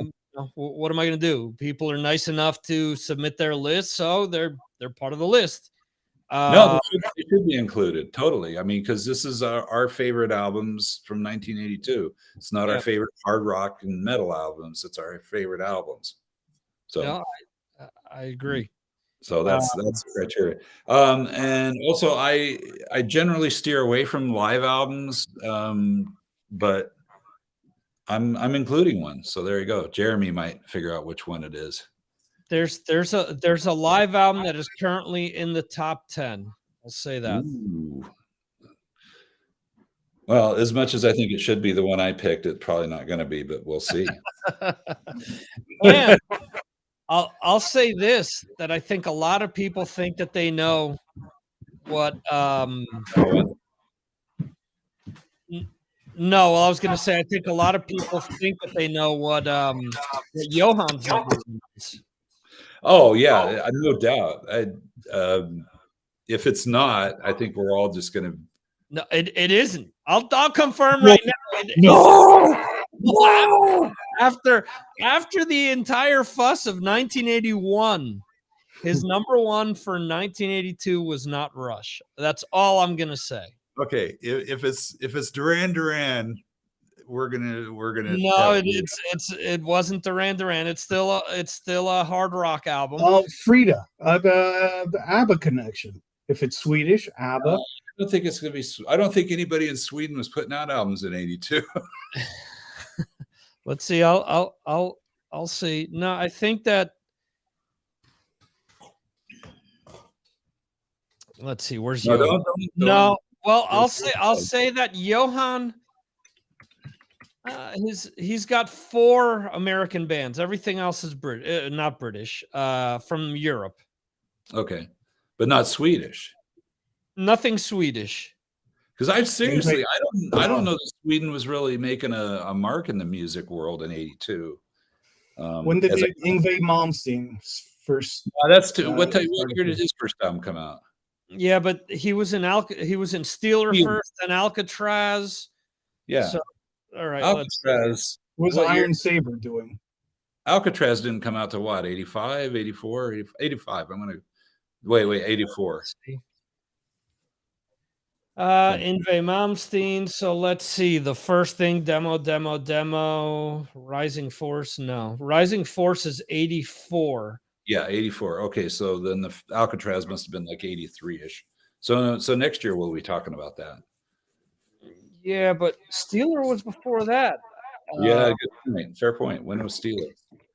Okay, but here's an interesting thing. Most of the people that CEO Dave and I have talked to, Swedish musicians, don't really look at Yngwie as being a great person to represent Sweden. So that's kind of an interesting topic right there. Because I think the Swedish people are more kind of neutral, and he's very alpha male-ish. Yeah, he's certainly very polarizing. No doubt. Yeah. No doubt. So let's see. No Parole for Rock and Roll came out in 83.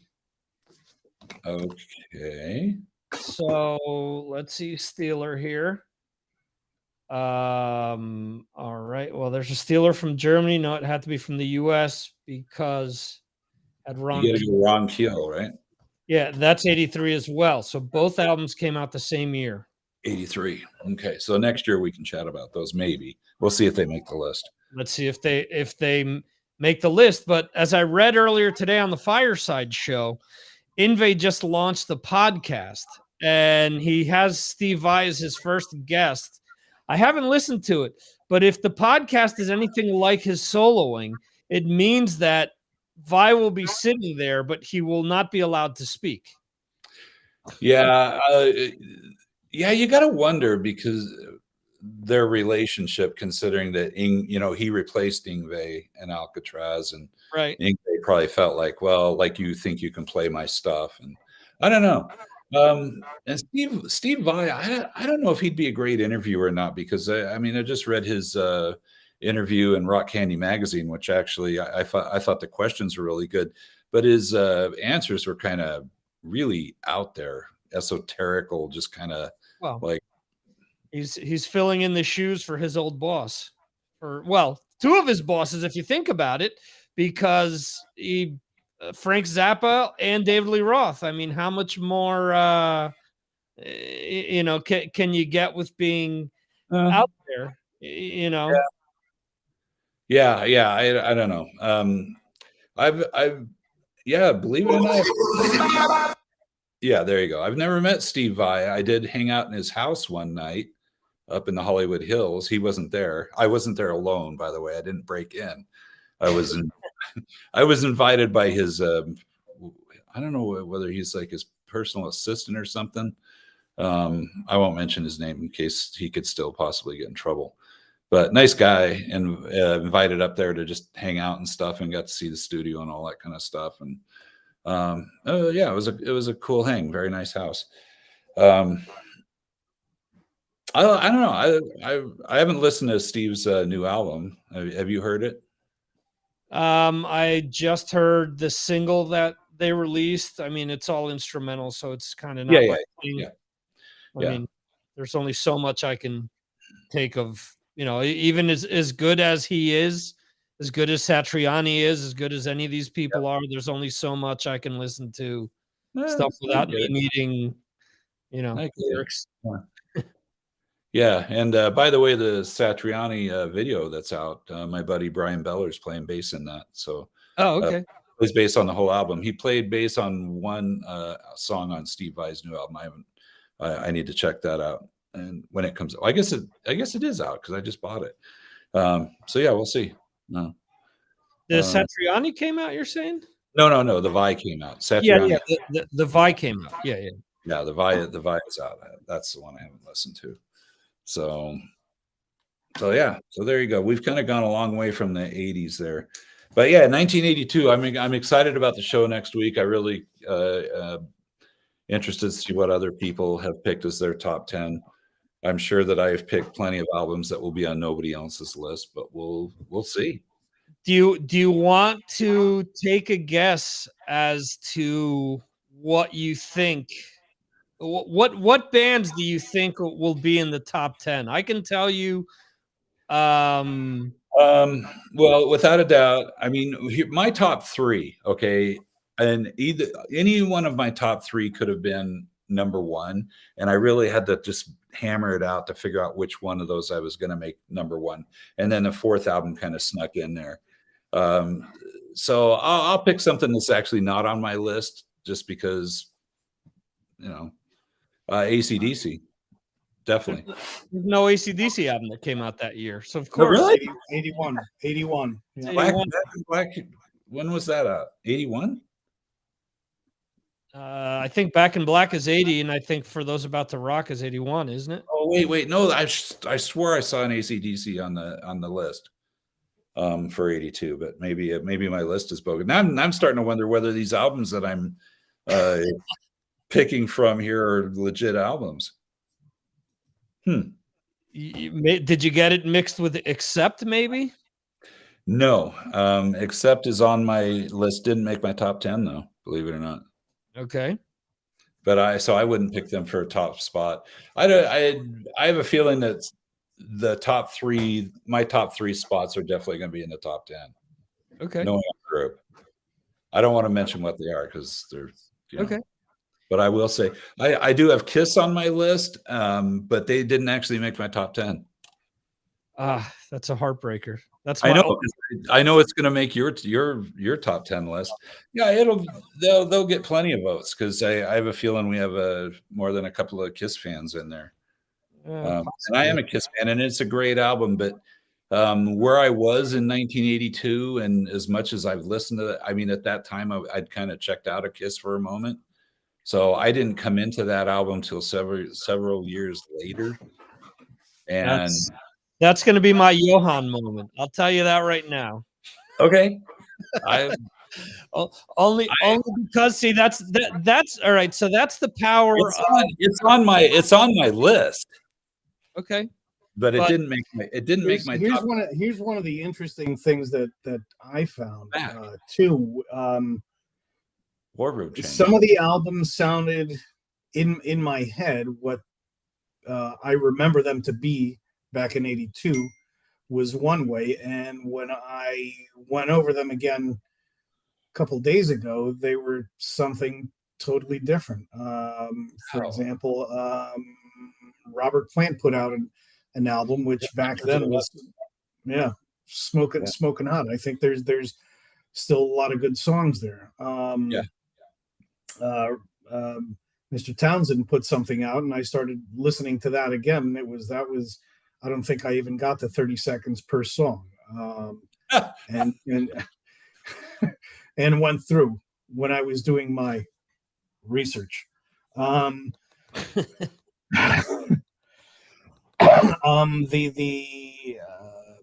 took a look at Diver Down from Van Halen, and I think that could make the top 5 on our group, and it didn't make my top 10 because there again I kind of checked out during that period. So keep going, Art. Yeah. So my thoughts on that, I think I voted the band more so than the album in that. Ooh. It was they made some cover songs sound really, really good. Eddie Van Halen was magical in what he did. Diamond Dave was, a showman, but I think I'm giving them credit for prior albums, perhaps, but this is also Van Halen launching into a little bit of a bubblegum category, and that they were launching them. Back then maybe it didn't sound that way. In retrospective, I see that more as a commercial album, and that was, obviously they're there to sell albums, and I'm not taking away from the musicianship, which was always amazing with Eddie Van Halen, but that's Eddie Van Halen is Eddie Van Halen, regardless of his demons. I mean, we had the album at home. We listened to it. This is what I think happened when we did the best album of 2021. I think it was people voting for the band, not the actual album. What do you think about that, Victor? You agree with me? It could be. I mean, I'm going to say all those people that voted for it to make it number 1. I want to get them on here and tell me their favorite songs off that album, like their top 3 favorite songs off the album. And Art, in case you don't know what it was Iron Maiden. So yeah. I'm not saying the album sucks. I'm just saying I'll say it. Oh. Stool Jitsu, is that what you're calling this one? Stool Jitsu. Wow, I didn't have. I had it for Book of Stools, but I didn't have for this one. Stool Jitsu. Thank you, Brad. Hey, I'm here for you. I'll say this. At least the album has one song that I like. I think the song Stratego is a cool song. That's the only song I'm playing off of it on Yard Metal right now is Stratego. I haven't heard another one that I'm like, well, this is not something new and exciting or different, or for Christ's sake, I said it when I reviewed the fucking album. There was 3 songs left, and there were 34 minutes to go in the album. I was like, what the fuck is this? I didn't know you could use that kind of language on here. If I didn't known it was this kind of party, I would have in the mashed potatoes. Well, hey. It depends. That you can't say, but no, you can't. You can technically swear. The problem is that YouTube frowns upon it. And for example, if you drop any F-bombs or if you say shit or anything like that, I mean, we've already kind of broken the seal tonight. But by saying it once, YouTube makes it so that your videos don't show up in other people's searches and it isn't monetized and stuff like that, but whatever. So if I came on next week as you your better guest, be on. and swore enough times I could negate your number one. Well, first of all, I would have to, I mean, be making some sort of money or traction off of what I'm doing in order for it to actually. I mean, there's been who did I have on? I had Steve on, and I was playing videos. We were talking about certain videos, and I played them in the background. And a day later, I got this notification saying that, oh, you have two choices. You can either remove that part of the show, or have a strike placed against you for showing a video. And I'm like, are you kidding me? There are people that are reviewing entire movies and TV shows, and they're showing pieces of that, and I can't show part of a 30 seconds of a video. Are you kidding me? So I mean, and I think Brad and I think so in the choices that we made, I think I really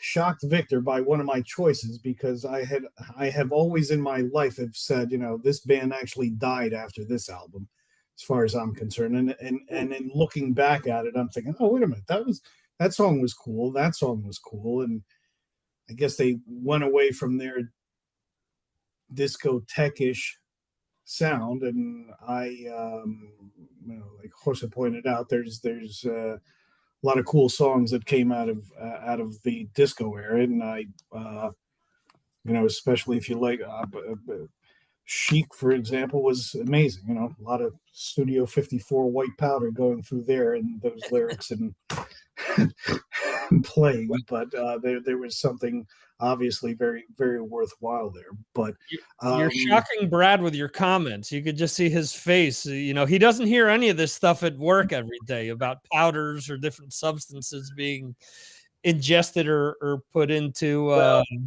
put in different orifices. Yeah.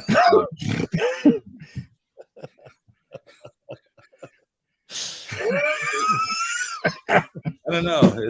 My God. It's always in the butt for the win. Although I did have the woman who she'd been recently. I thought you were from Southern California. True. That is very true. Now, I had this woman who called up and she said, well, I actually told this story live on stage at the Troubadour, believe it or not. I was invited up there during a gig. Mike Keneally and his band was playing, and in mid-song, he wanted me to come up during this instrumental passage and tell a Poison story. So I did. He called me out of the audience. I jumped up there and I said, okay, so there's this woman who had recently been put on antipsychotics, probably because she's nuts. And on the label, on the sticker on the bottle, because, when they put those stickers on there, they're not screwing around. Okay. So the sticker said, do not take with alcohol. So she really, really wanted to enjoy some alcohol one evening, but realized because that sticker on the bottle, she couldn't drink alcohol. So she decided to give herself a douche with some brandy. And then called me to tell me about this and asked if she was going to be in trouble. And I said, nope. You're not. Not with me. Yeah, you made it with yourself. I hope your boyfriend is not like sworn off alcohol and that's the evening goes well. But yeah, so there you go. Wow. Yeah, so the old brandy douche. Well, sounds like I went out with in high school. That's funny because all the stories that you tell people, there's the again, the anal bleaching story with the lady, there's certain details that should be left out because it doesn't really add anything to why they're calling. She could have called and just said, hey, my son drank some bleach. I know. That's the way I would lead. That's how I would lead. I would not say, hey, I was about to actually bleach my rectum. And as a result, bleaching. She said it using active language. I was bleaching my rectum. She said, I was bleaching my rectum. And I'm like, okay, I know where this is going. but oh no, No, you did not. I did See, not. so there was a plot twist there that we kind of didn't need. You know, if she was writing a book or if she was making a movie, that that would have been left for the DVD extras. It wouldn't have been left into the meat and potatoes of the movie, because that part of the storyline, kind of as shocking as it is, it didn't add to why she was really calling. It didn't really matter what she was doing to herself as opposed to what her kid had ingested. Yeah.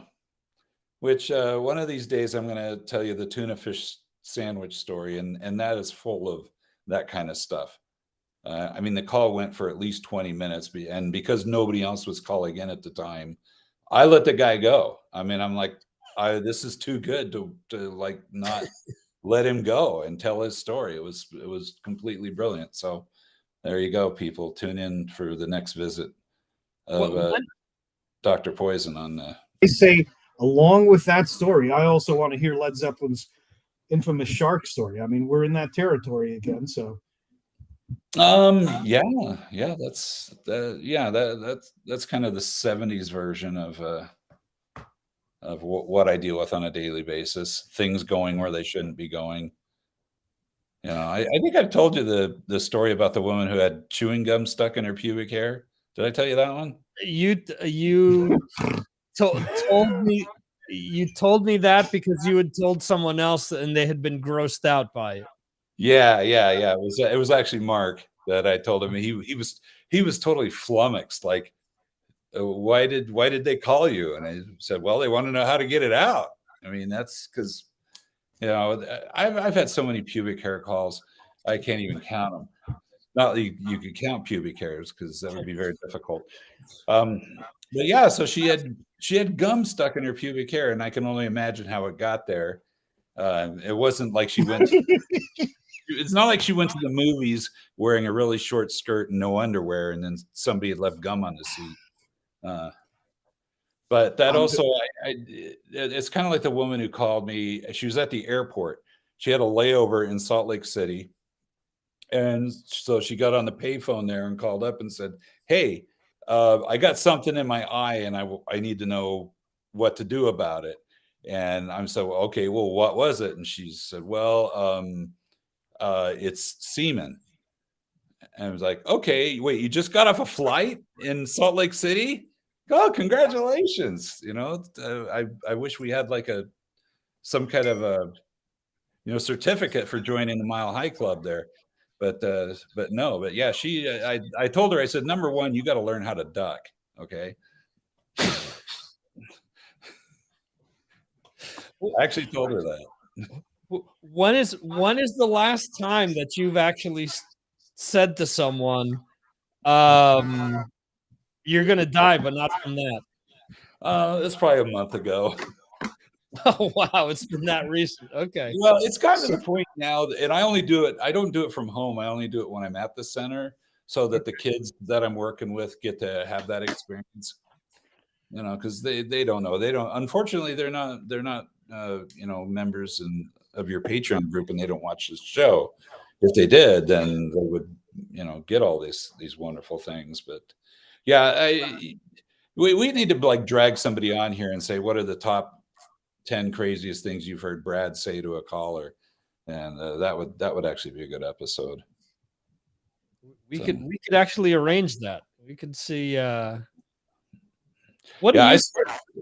swear to you, not even a week ago, a guy I was working with, he actually, I mean, I'm talking to the caller and he says, you can't say that. And they're like, hang on. I had to tell the caller, hang on a second. What do you mean I can't say that? I just did say it. I mean, what do you mean I can't say it? It's too late. Toothpaste is already out of the tube. Yeah, it's already out of the tube. And I said, I'm really sorry. My coworker is appalled by what I just told you. So apparently you're okay with it, right? Yeah, we're good.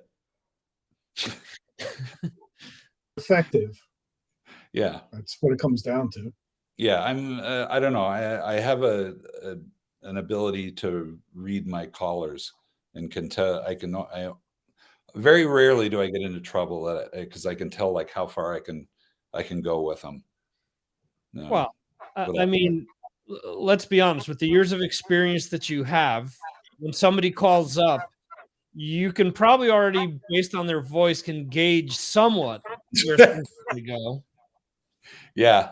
Then as a result, you don't need a manual or a script to follow. You more or less know where you need to handle things. It was funny when I used to work for an insurance company years ago, and we'd get all types of crazy calls, and you knew more or less from how the person initially started speaking if they were full of shit or not. There were people that I genuinely empathized with, and then there were other people where you knew that they were running some sort of a racket. And when the call didn't go the way that they wanted and they were freaking out, they're like, well, it's only my job to take the information down. You can explain it to the claims adjuster. You can explain it to these other people, but I'm only taking the information down. And I would get the handle because I was the only bilingual person in that part of the office. I would get to handle all the people that were calling in that were that only spoke Spanish. And they had set up in one specific town, they had set up a building that had something like 5 or 6 chiropractors and 5 or 6 lawyers on the other side of the hall. So we were already told beforehand, if you receive a call from someone who's saying that they're being, handled by either one of these chiropractors or one of these lawyers. There's a joke there, right? By the way, being handled by one of these chiropractors. Yeah. Well, hey, Brad, what's the most common, I guess, poison or chemical medicine that is ingested currently? Runaway. It's been number one every year since I've been doing this for 30 years. It's analgesics, pain relievers, number one across the board. It's actually nationally number one as well. So it's not just Utah. How many are mistakes and how many are somebody thinking it over again? Wow, that's a great question. That the people who are trying to hurt themselves, that has gone up significantly since I've started. It was consistently 5% of our calls for the first almost 20 years. And then the last 10 years has gone steeply increased, where now it's like 17% of our calls are people trying to hurt themselves, which is, that says a lot about what's going on out there in the world. And I don't know if it's the same, like where you are, Victor, but here in the United States, it's a problem, man. People are having a tough time, and they're having a tough time dealing with life. Have you seen a subtle spike here since COVID as well? A lot of people spending a lot of time. Yep, definitely. Yeah, COVID has caused a huge change in what was going on. I mean, cleaning products went way up when COVID first started because everybody had hand sanitizer everywhere, and still do, as a matter of fact, which they still haven't figured out that soap and water works really well. So hand sanitizers everywhere. All their kids have it in their backpacks, so all the little kids are eating it. I mean, so stuff like that's gone up hugely, but not enough to move the needle, because cleaning products are our number 2 most common thing, and they can't catch the pain relievers. So, and when you're saying pain relievers, you're mostly over the counter. So the trifecta is acetaminophen or paracetamol for your European fans. And ibuprofen is actually number 1. Probably not in Europe because you probably can't buy it there. Yeah, well, ibuprofen number 1 in the United States, acetaminophen number 2, and aspirin number 3. And aspirin just keeps making a comeback. I don't know who's buying that, but which one hardest attacks the liver? That'd be acetaminophen, far and away. Yeah, it's unbelievable how many acetaminophen overdoses we get intentional a week. It's mind-boggling. It's just last week I had the students all last week, and it's like, we got another 5 acetaminophen overdoses today that were in the hospital being treated for that. And I said, maybe the Europeans got it right. It's like, maybe we shouldn't let people buy bottles of 5 100 acetaminophen pills. Maybe that's a bad idea here in the U.S. And of course, at my job, you start thinking no drug should be over the counter. Everything should be. You have to see the pharmacist or something to get it. That's what it's like here. Actually, I mean, everything has to be handled by the pharmacist. Shit, I once had a nurse tell me, I went down for urgent care. She says, "Oh, you're big enough. You can take 4 tablets of this." Paracetamol. And I said, 4 tablets? I go, that's 4 grams. She goes, yeah, why not? Yeah, there's a whole lot of reasons why you shouldn't take 4 grams of acetaminophen. Number one, it doesn't work better. So that's a whole nother discussion. You're not going to, it's not a drug that the more you take, the better it works. It has a ceiling. So anything more than a gram isn't going to be helpful. And then you start drifting into the, area where it actually could start causing damage to your liver. So that's a whole nother thing. But I do have another pharmacy story. I did have to go to the pharmacy today to pick up some topical steroids, and I walked up, and of course they know me, and I walked up to the girl and I said, "Hey, I'm here to pick up a buttload of steroids."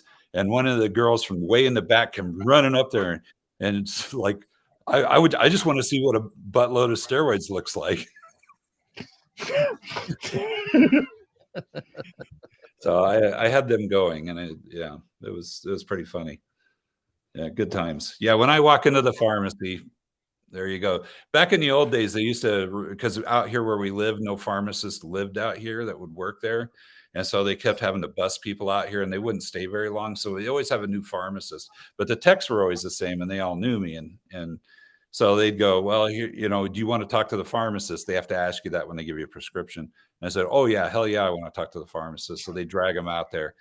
And I'd always go, well, now, what if I took all of these? What would that do to me? And then they immediately, their eyes would get huge, and they'd be like, oh, no, don't do that. And all the girls would be laughing. And it's like, yeah, I'm just screwing with you. I'm not going to overdose on this. So you'd walk into the pharmacy and you were essentially like their version of Norm from Cheers.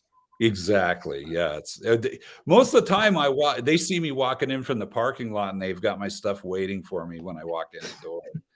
I mean, that's how well known I am with the techs that work there. Now the pharmacist, because it's so hard to get a good pharmacy. Well, it's hard to find a pharmacy job anymore. They've been sticking around, so I do know those guys. And some of them have even been students of mine. So, oh wow, yeah. So do you try to pull one over on them and see if I can't? They know me. That's the thing. If they've been my student, they know my shenanigans. They expect. Yeah. Like the girl that came running out when I said a buttload, she was like, she didn't know me, that one. Okay. What's this guy talking about a buttload? Yeah, I said that's an actual pharmaceutical calculation. Yeah. Pi times a buttload. It's a unit of measure. Yeah. To what decimal do you take it out? Yeah. Well, I always round it up. There you go. How many stones does that equal? Ooh. Where's Jeremy when you need him? Yeah, see, there you go. Good old imperial system. Yeah, there you go. Good times. So awesome. So yeah, so music. 1982. Next week, boys and girls, check in for the favorite albums of 1982 and see if we mention your favorite album. Yeah. Oh, I got to ask you this because I'm sure it won't make anybody's list. I saw that Tank released an album in 1982. And I've heard of this band, Tank. Mm-hmm. I've never heard one of their songs, and I've never had been that bored that I've gone out to listen to one of them. Are you familiar with the band? Now you're going to make me look up on Patreon because I believe I posted a video of theirs earlier this year. What? You're still around? Oh, yeah. Why, gee, Jeremy, thank you for that question. Excuse me, Brad. Did he slip that one under the desk?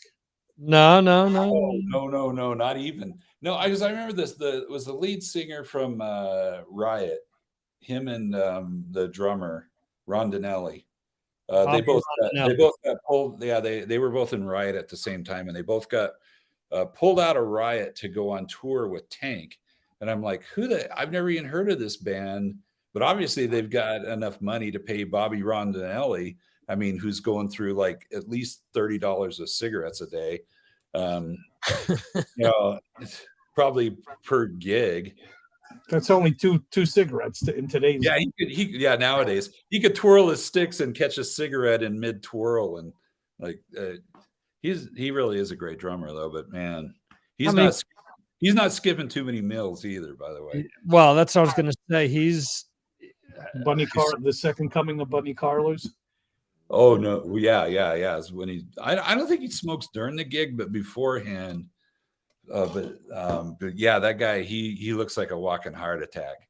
He's played with a million bands too.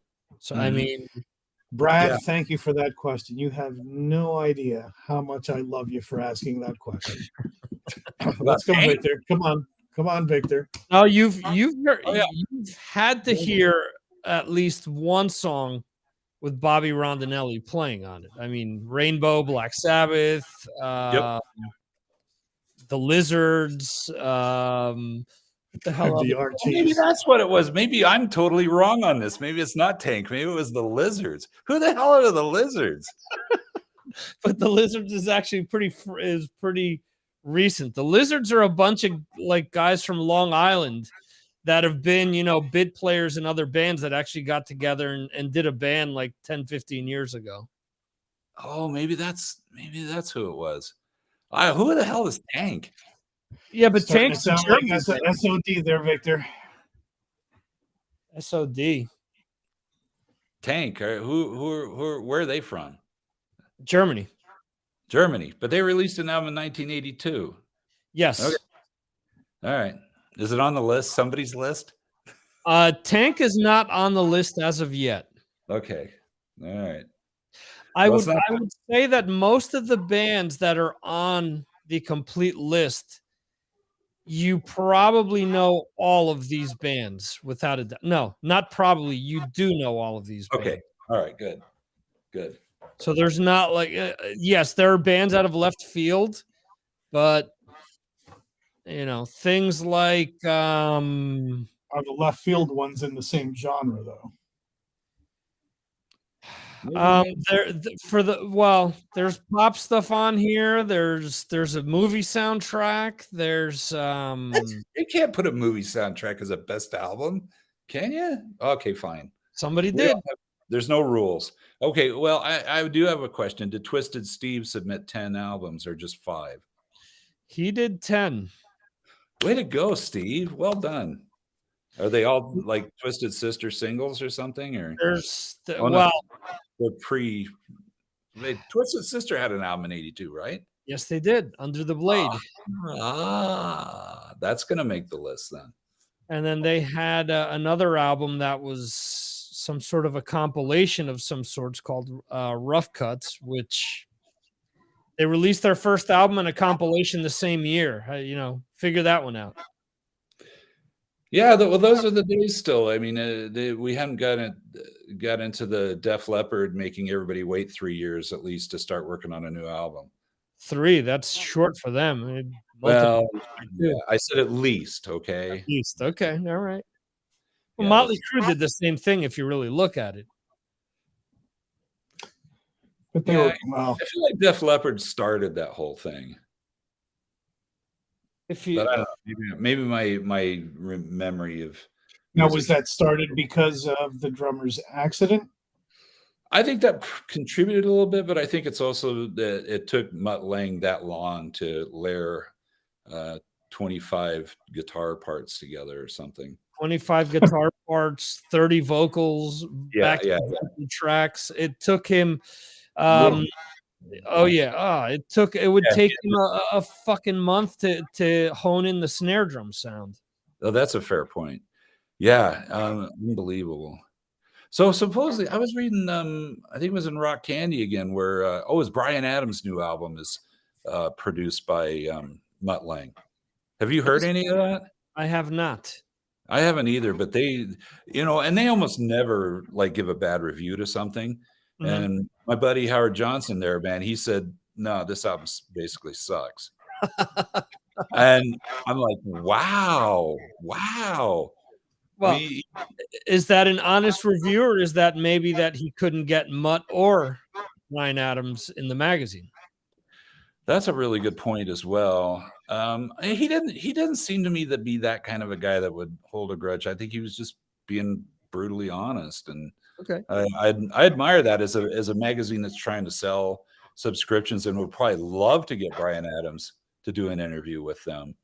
To be willing to just be like, yeah, your album blows, man. But, it wasn't a personal attack on him. It's just like, hey, listen to the first 2 songs are okay, but after that, it's like, stop listening. Right. Yeah. So not Let me even- ask you. Let me ask you this question: so Mutt Lange spending months, years in Yeah. refining a sound, how true is that sound to what the band really is? Because at the end of the day, when we That's go it. out and listen to the band live, do we really care that the music is that exacting? Do we? Wow. Music has a flow to things, and so long as you Jose and I went to go see the Rolling Stones when they were here in Jersey, actually a couple of years back now, and extremely impressed with the backup band, extremely impressed with Mick Jagger. That's where you're going. Cantankerous- The rest of the guys. Cantankerous Charlie actually didn't even want to come out and bow to the audience, so he was it was past his bedtime. Yeah. But just the strings were just not. They had an amazing bass player in the background. The background vocals were just He's amazing. great. Mick Jagger is an amazing frontman. I have to give it to him. And this was shortly after his heart operation. He there's a reason Mick Jagger is Mick Jagger and why he struts his stuff, man. But the rest of the guys, I mean, it's honestly, but well, I'm not going to take anything away from anybody, but what their album might be to what Ron Wood and Keith Richards were putting out there, it's like, okay. Here's the interesting thing, Art, is that if Mick Jagger toured as Mick Jagger, not the Rolling Stones, he wouldn't be filling stadiums. Right. No, agreed. But and how many right. people? What are the other guys bringing to the party?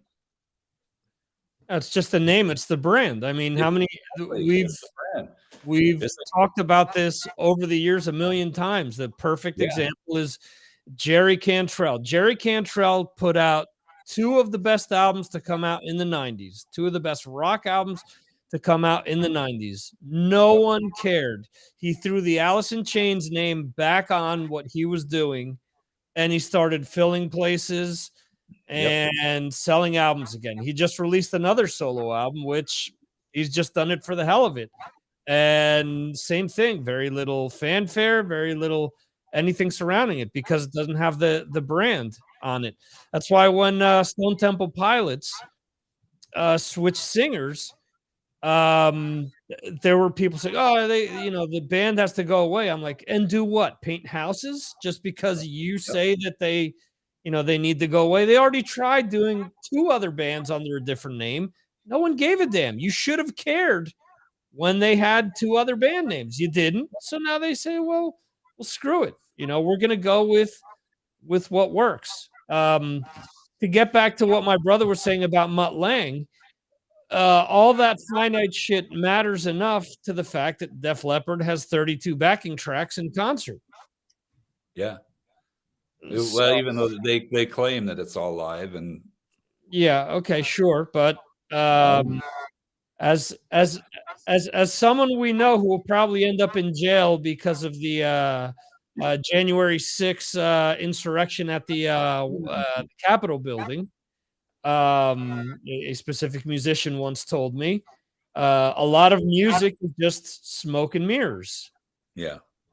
So selling the illusion sells more than selling music, unfortunately. So that's what it is. And the Stones, for the last 30 years, all of their albums have Ghost players on them. So it's possible that Ron and possibly Keith don't plan a lot of the stuff. So I was actually looking at some live footage of Rammstein, and there was an intro. I don't remember what song it was, but the Lindman holds the mic up to his mouth, and it was clearly lip synced, and he was looking down to kind of not show. And then once that little clip, and I get the fact that I guess the engineers or he has to switch something on his mic to make this very distinguished sound, or how he spoke into the mic at that point. But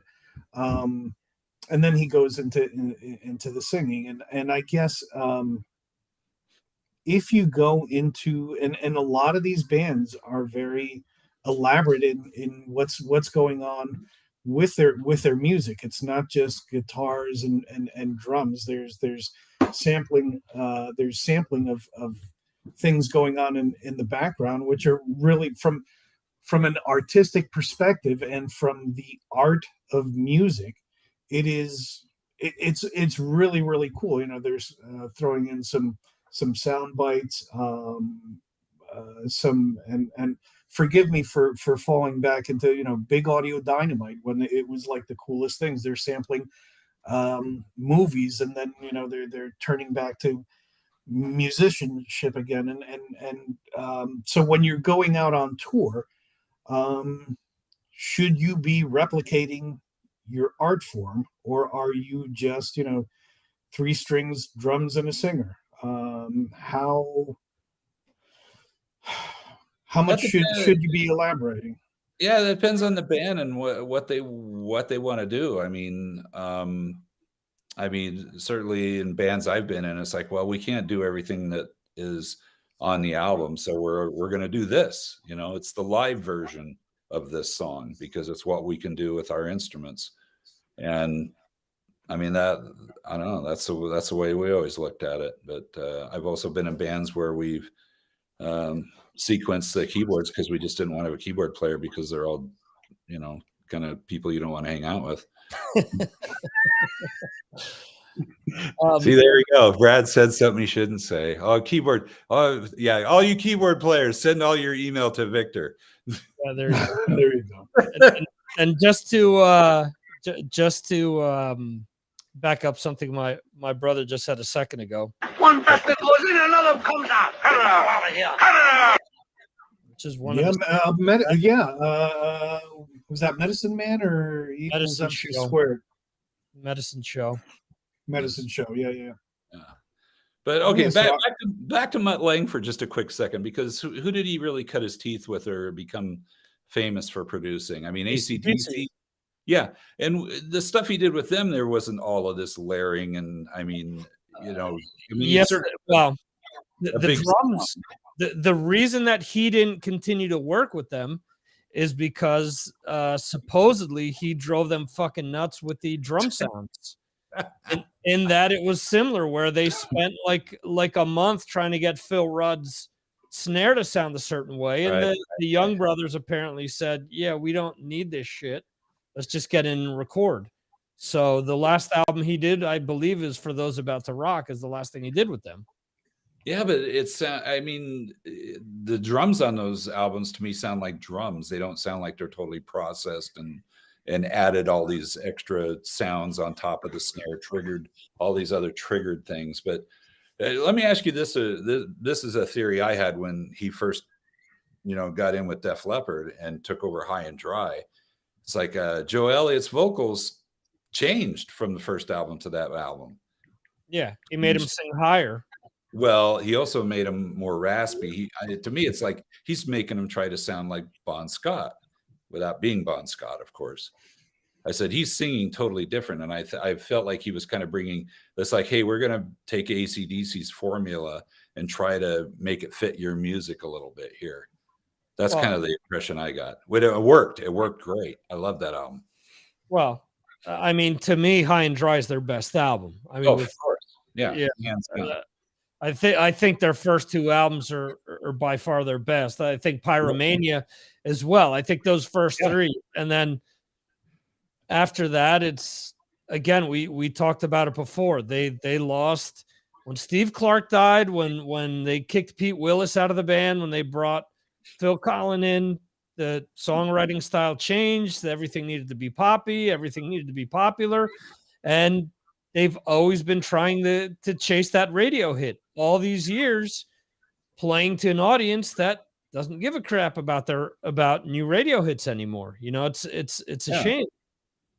So how much of that is the executive saying, hey, you know, we'll buy you some studio time, but here's here's what we want. If you aspire to get a top 10, here's what you need.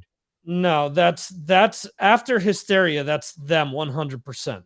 Yeah. That's them. That's, you know, to use the adage that the heroin addicts talk about. They've been chasing the dragon since after Hysteria. That album was so big, made them so much money, got them 6 songs on the radio, and ever since then they've been trying to do it, and it shows. You talked about, you know, bands needed to have 4 or 5 ballads on each album. The first album had 0 ballads.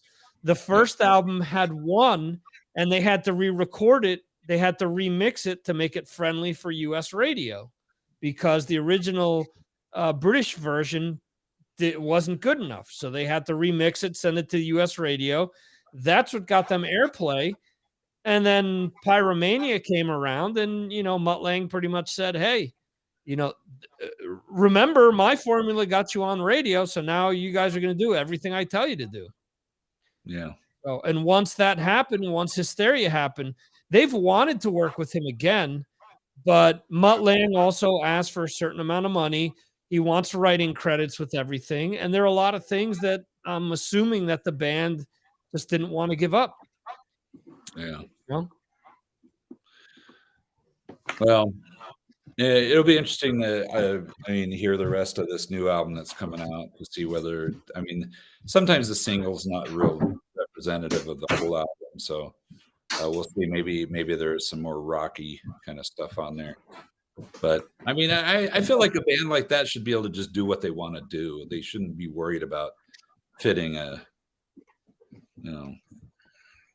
And the kicker to that is that they did that first residency in Las Vegas, and the first hour that they played was all unreleased songs that were just singles before the first album. They played tracks off of the first 3 albums that they don't normally play. People were going apeshit. Then they played Hysteria, and I was like, oh, okay, well, back to normal, you know. Yeah. Well, we'll see, man. I don't know. In today's day and age where album sales isn't what's propelling bands anyway, I think bands should be doing what they want to do. I mean, there's no way you're going to get a hit anyway. So just do whatever you want to do. You probably have a better chance of pleasing your real fans. I agree. I mean, I've had this conversation with Mark a million times where he said, oh, you know, Maiden has to only play hits. I'm like, well, you know, Maiden has such a big catalog that if every song isn't a hit, if they're playing, you know, deeper cuts, there's enough people there that know those songs. I mean, if they're playing something like, shit, they were playing the title track off of Power Slave, 8 minutes long. No one who knows, you know, Run to the Hills or Number of the Beast off of the radio knows that song. You know, let's be honest. Yeah. So, you know, Maiden for the most part is playing to diehards. There's no reason why they have to play Hallowed Be Thy Name for the millionth and one time. Yep, I agree. There's certain songs in their list that need to be put out to pasture that they've just played too many times. Yeah, I agree with you 100%. And I'm excited to see what the set list is going to be like when I see them in September. And Book of Stools, Stool Jitsu. Hey, you came up with it. I got to use it now. Oh, you got to run with it. No, not the run part wasn't supposed to be. No, but yeah, I gotta keep but it keep could be the the runny pet stool. alive. Yes. Because there's nothing worse than a regular stool than a runny stool. I always love it when somebody calls up and said, I had really bad diarrhea. And my question to them is there a good one? Well, yeah, when was the last time you had good diarrhea? Yeah. It's like, oh, man, that was just the right amount of squirt right there. Oh, yeah. That was perfect. The slurry. Is the slurry mixture just right? Oh, like yeah. you're pouring cement. It's like, yeah. Wafting. Yeah. Yes. Real quickly here before we end things. There we go. I see On a that. low high note. Yeah, I see that. I want to say hello to Iñaki and Ferran, who are also up in Connecticut, and asking if we're following March Madness.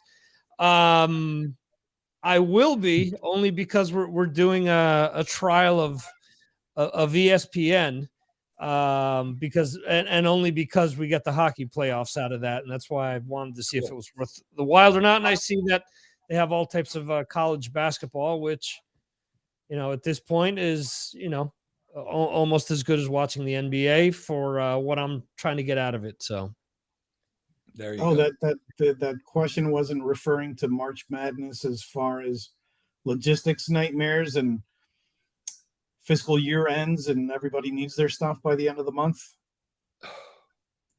Well, sorry. Never mind.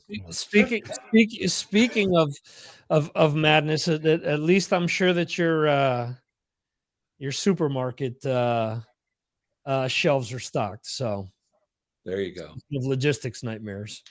Yeah. Speaking of madness, actually the second or third time madness came up. See that? Our One step house. beyond. We're gonna have to take the night boat to Cairo to get. Yeah, food. yeah. Get So some Art, good you're down in Florida, aren't you? I'm in New Jersey. Oh, New Jersey. Okay. Oh, Yeah, sorry. yeah. I get confused. Yeah, actually, I don't know if you noticed, Victor. Actually, Gabriel from Florida chimed in. I think I may have hooked another Gabriel into the loop. Actually, Yeah. just as good a person as our Gabriel. So Yeah. Well, when I saw that he said it's Gabriel from Miami, I figured it might be. So that's cool. Yeah. All right. Well, we could use more Gabriels. Bring them on. Absolutely. Yeah. Hey, are we ever going to get a Peter Gabriel interview? Do you even bother? Like, where do you? Is there a line drawn, or do you say, "Hey, let me throw something up at the wall, see if it sticks"? Like somebody out. Who is the interview that you've? I know you've been chasing a lot of people, and then promoters and listen, the genre that we listen to is not exactly a ball of fire for sale. So I actually really hate to see the amount of work that I know that you put into like a lot of interviews and calling people and everything. You should, I don't know, kind of think these people would be dying to come on and just talk about their craft, even if it's for just a few minutes. So anyway, your dream guest, dead or alive, who would you, in the music world, who would you like to you interviewed Udo, which I thought was actually cool. I mean, anyway, let me shut up. And what's your favorite there? Who would you aspire to Who's your white whale? My white whale is I mentioned this I think it was in January we did Ask the Host episode. After I started podcasting, for some reason, I started having dreams where I was interviewing Lars Ulrich. Like they were lucid dreams where I'm asking him all these types of and not questions about Metallica, because I know that he's an uber fan of music.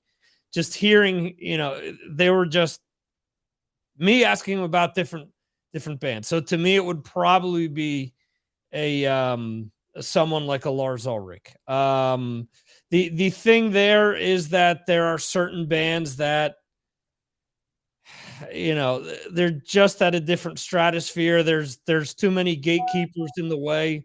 For example, today to interview Fury, I clicked on an email on their website and asked to interview them. And I had to ask several times. And Wednesday, I finally said, look, if I don't hear back, you know, by today at X time, then I'm moving on and I'll reach back out to them in the fall, because I see that they're on tour every Friday from now until September. And I got an email this morning saying, oh, you know, I no longer do PR for them. I no longer do, you know, management for them either. Your best thing to do is just contact them directly. And I'm thinking, really? Couldn't you have said this on Monday? You know, when I first reached out to you? There's a lot of like tomfoolery that goes on with interviews and with PR people, with labels, things with, you know, I've dealt with, oh, sure, I can get you this person, but you need to interview these other 30 bands that nobody's heard of, which I know you have no interest in interviewing, but if you want to interview so-and-so, you need to play my game type of a deal. There are other people where I've reached out, you know, you bring up like a Peter Gabriel, you know, I've reached out for, trying to think, like a Mike Portnoy or like a Phil Anselmo, for example. And I've gotten, you know, oh, well, you know, he's not available, but you can speak to so-and-so. And if that goes well, maybe. So like with Phil Anselmo, he was doing one of his many projects outside of Pantera. And I ended up speaking to the bass player. And I know someone who's a huge fan of his and his music that's here in Spain. His band has covered Pantera a bunch of times. And I reached out to him and I said, hey, if, you know, I know the band, but I don't know as much as you may know. Do you have any questions for this guy? And he says, he laughs. He says to me, he goes, oh, they gave you that guy. Yeah, that's like the least interesting person in the band, because he's the only one nobody knows in the band. So, you know, he pretty much said, you know, there's nothing I can do for you. There's other stuff too where what happened? There was an interview that I listened to not too long ago where they interviewed someone who was famous here for being married to the royal family, but he embezzled I don't know how much money. He just got out of jail, and he was a famous sports person before he became, you know, known for all this other shit that he did. So he did his first interview, and somebody, you know, they were asking him questions about going to jail and all this stuff, and he got pissed off, and the interviewer pretty much said, well, you know, the interview's going nowhere, you know, we're done. And they were supposed to talk for like another like 40 minutes, and he just cut it short like after 20 minutes because you know, he wasn't getting anywhere else. I interviewed Robert Fleischman, who was the singer on the first Vinnie Vincent album. And I mean, obviously the bulk of my questions were geared toward his time with Vinnie Vincent, because that's what most people know him from. He was also in Journey for a hiccup. He wrote the riff to Wheel in the Sky. So I go to ask him questions about Vinnie Vincent, and he says, well, my time there was good or whatever. I don't want to answer any questions about Vinny. You know, I'm here to talk about my new band, The Sky, and that's all I'm going to talk about Vinny. And I'm like, okay. So you essentially in like 30 seconds got rid of 17 questions that I had waiting for you. So I asked him 2 questions about his new band, and like 10 minutes in, I was like, all right, well, interview's over. There's really nothing else that I can talk to you about. And so he adds at the end, he says, oh, well, by the way, I also wrote the closing song to SpongeBob SquarePants. I know that isn't really metal or anything, but but you know, I think that's something interesting to throw in there. I'm like, yeah, okay, that's cool. You know, probably a song that millions of people have listened to. I'm like, oh, that's neat. So, and that was it, you know. So there's a lot of different tomfoolery that you deal with, you know, whether it's before you get the interview, when you get the interview, or after. You know, you could get the guy from Pantera, the bass player, telling you that, oh, I need to approve this interview just in case you're editing this so it makes me look bad. And I said, look, man, I don't have time to do any type of CIA editing here to put words in your mouth or edit this any other way. Or then you have Stephen Piercy of Rap. Promote yourself or don't you? I listen, a lot of these people need a 9 to 5, which generally is 7 to 7 ends up being. So they need to get off their high horse and understand they are privileged, and here are people that are trying to help you, and it's not that easy out there. So I can tell you of, you know, Stephen Piercy calling him up and him say, "Oh, what do you want?" Well, we have an interview scheduled. And he says, "Oh, I'm busy." Okay. Well, what do you want me to do? Call you back in 10 minutes? Yeah, that's fine. Call him back. He's like, "What the hell's your problem? You know, you didn't even give me 30 seconds." I'm like, okay. So call him back. And the third time he was pulling the same shit. So I said, look, not for nothing. It's 2 a.m. my time. I'm calling you. My time is just as valuable as yours. If you don't want to do the interview, we won't do the interview. I go, but this is it. You know, I'm not wasting any more time. He says to me, he goes, 2 a.m. Where are you calling me from? I go, I'm calling you from Spain. That's why your number says 973. That's New Jersey. I said, correct. I go, that is so that if somebody wants to call me from the US, they don't have to pay overseas, you know, prices. And so he says to me, he says, oh, okay, so let's do the interview. I'm like, are you fucking kidding me? So it was like, wow. Flipping the switch night and day. And the other person that pulled that shit on me was fucking Richard Christie, where in the middle of the interview, he says to me, oh, I got somebody from the UK calling and I'm going to have to cut this short. I said to him, I'm like, dude, you called me 10 minutes late and you're cutting the interview 20 minutes short. I said, I'm calling you from Spain. I'm an hour ahead of whoever it is that's calling you in the UK. He's like, really? What time is it where you are? I'm like, it's 1 a.m. Oh, it's midnight for them. I said, yeah, I know it is. And then he goes, yeah, I got to take this call. It's very important. I'm like, all right, no problem. So I'm chopped liver. So when that shit happens, it's like, hey, do you want to interview so-and-so again? No, they can fuck themselves. You know, I'm not going out of my way to interview somebody who doesn't, you know, as you're saying, am I, you know, I've said this to a million people. I'm not Eddie Trunk, not Mark Striegel, not Mitch LaFon. I'm not any of these people that have, you know, the whatever thousands or whatever followers that they have. I'm comfortable with the spot where I'm at, but at the same time, you know, I think as a human being, you deserve a certain amount of respect if you want to go out of your way to interview somebody and actually help promote their music.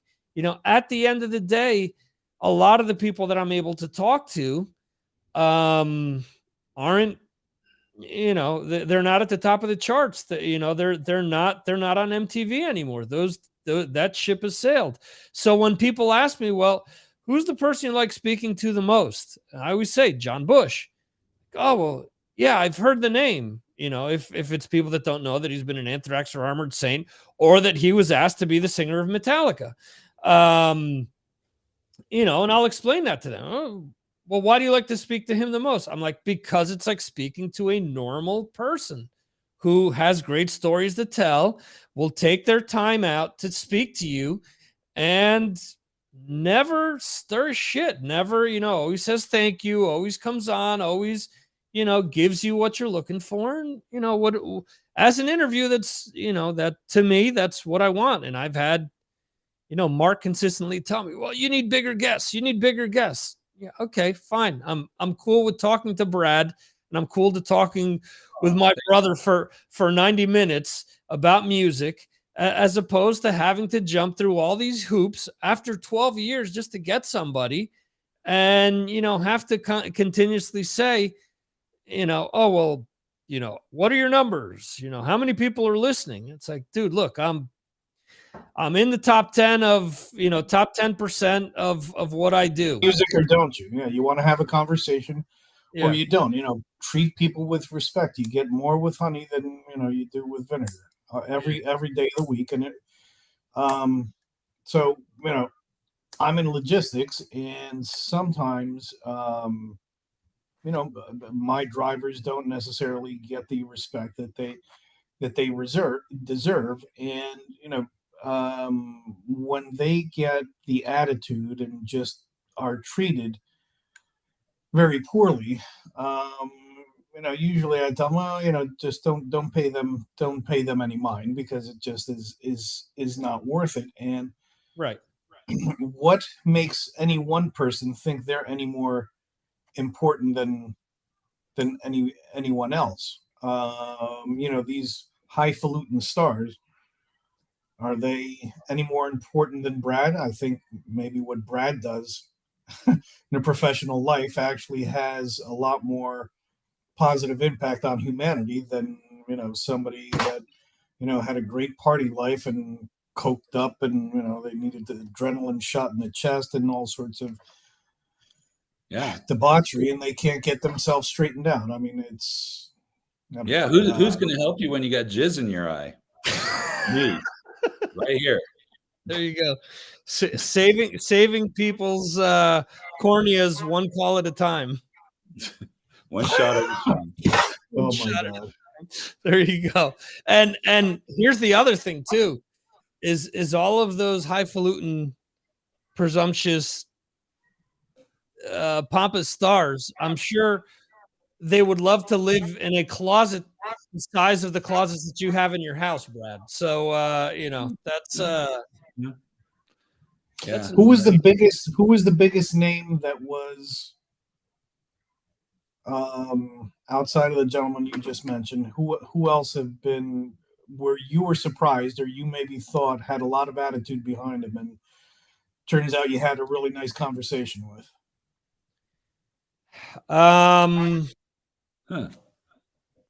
Udo was really nice. I mean, really not super nice. Yeah, I asked him. Accept's first tour of the U.S. was opening for Kiss, so I asked him questions about Kiss and what it was like, how they treated them as an opening act, and he said, they were great. They helped them out. Gene Simmons watched them do their show and gave them tips on how to make their show better, and he said, everything that they said worked. So why not? He was great. Frank Bello of Anthrax was nicer than I expected. Andreas Kisser from Sepultura was like speaking to an uber fan of music, because part of the questions that I asked him was about other bands that he toured with, and he lit up. He just opened right up, and he started recounting stories about different people that he toured with, and how fun it was, and how he would jump on stage, or how they would pull pranks on each other. There was stuff like that. I think I've been lucky for the most part, that everyone for the most part has been great, except for except for Rex Brown and Stephen Pearcy. Even Richard Christie, even though that was kind of a dickish move. I mean, any other time that I spoke to him, he was more or less nice to me. And they're me interrupt you there. And who exactly is Richard Christie? The guy that left his band high and dry just to be on the Howard Stern show. Yeah, he could be the greatest, quickest drummer in the world who used to practice in a storage container. Okay, well, who are you exactly? Well, who are you? That's kind of sorry, he hurt my brother. Well, yeah.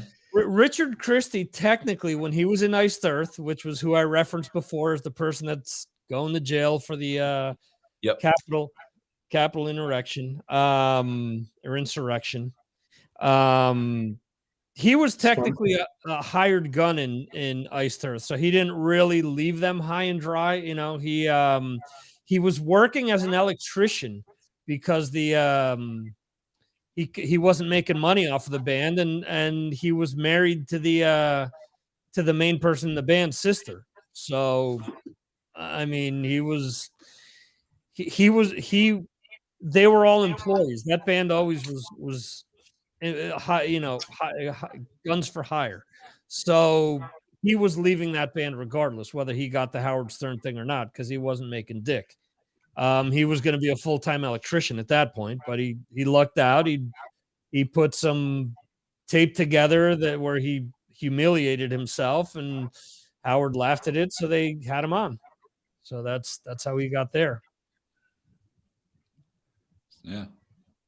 So, but I mean, like I said, for the most part, you know, everyone has been good. Whether and it's funny because the bigger the name, usually the nicer the person.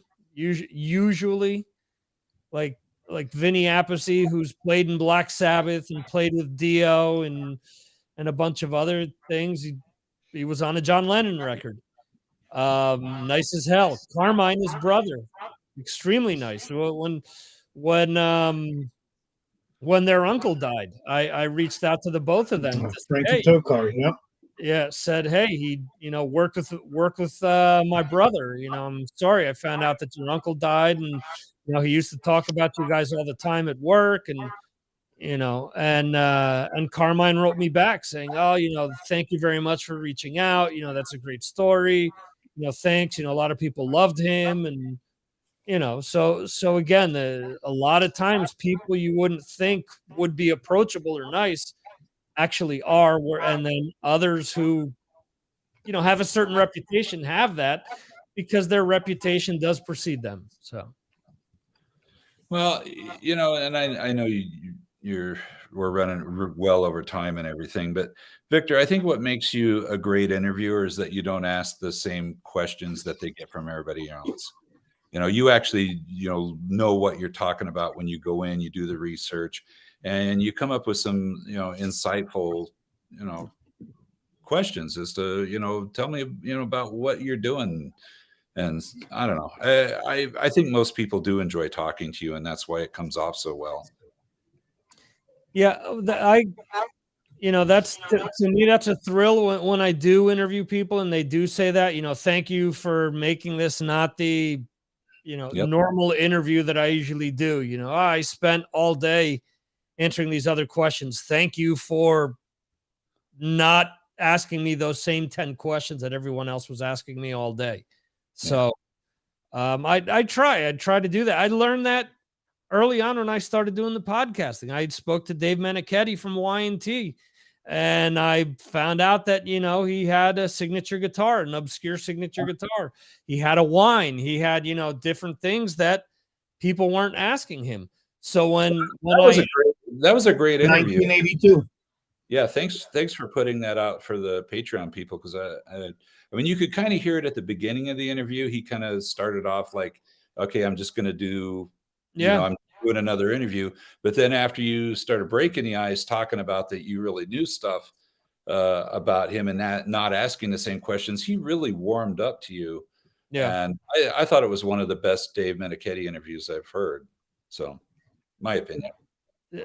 Joey Vera, every time that I speak to him, the last time I actually kid with him, I said, you know, every time that I've spoken to you up until now, I said, I think I've spoken to you 5 or 6 times.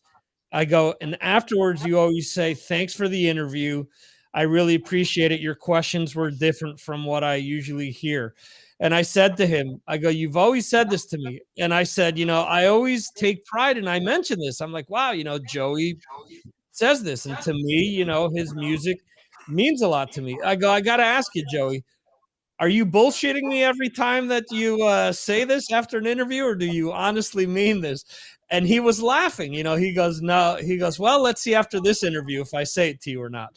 And at the end, he did say something to the effect. And he said, you know, I honestly, you know, mean it when I say it.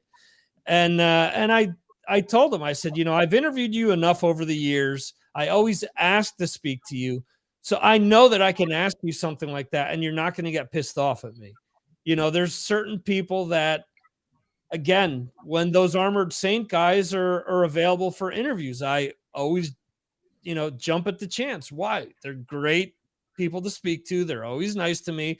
So if they have anything that's being released, A, I asked for the interview, and B, I usually end up picking it up anyway. And like they just reissued all the old Chrysalis albums that haven't been on vinyl in decades, basically since the 80s. And he posted about it. I picked those first 3 albums up and I said it. That's I think Carl Alvarez that I've had on here posted something about it. And I said, already ordered. And Joey personally responded to me. He was like, thank you for your support all these years or whatever. So, I mean, he's told me the last time he was going to try to remember. He says he always remembers the show name, but he doesn't remember me per se. But this last thing we did was the first time we did a video interview. So, you know, hopefully that kind of changes things, but we'll see. I'm sure those guys do so many interviews. I kind of feel the same way after I've talked to somebody. You feel like you got a connection. And then the next time you talk to them, you feel like, yeah, you don't even remember me. But Yeah. I get it, though, because it's like they probably talked to so many people. It's hard to remember. There's everybody.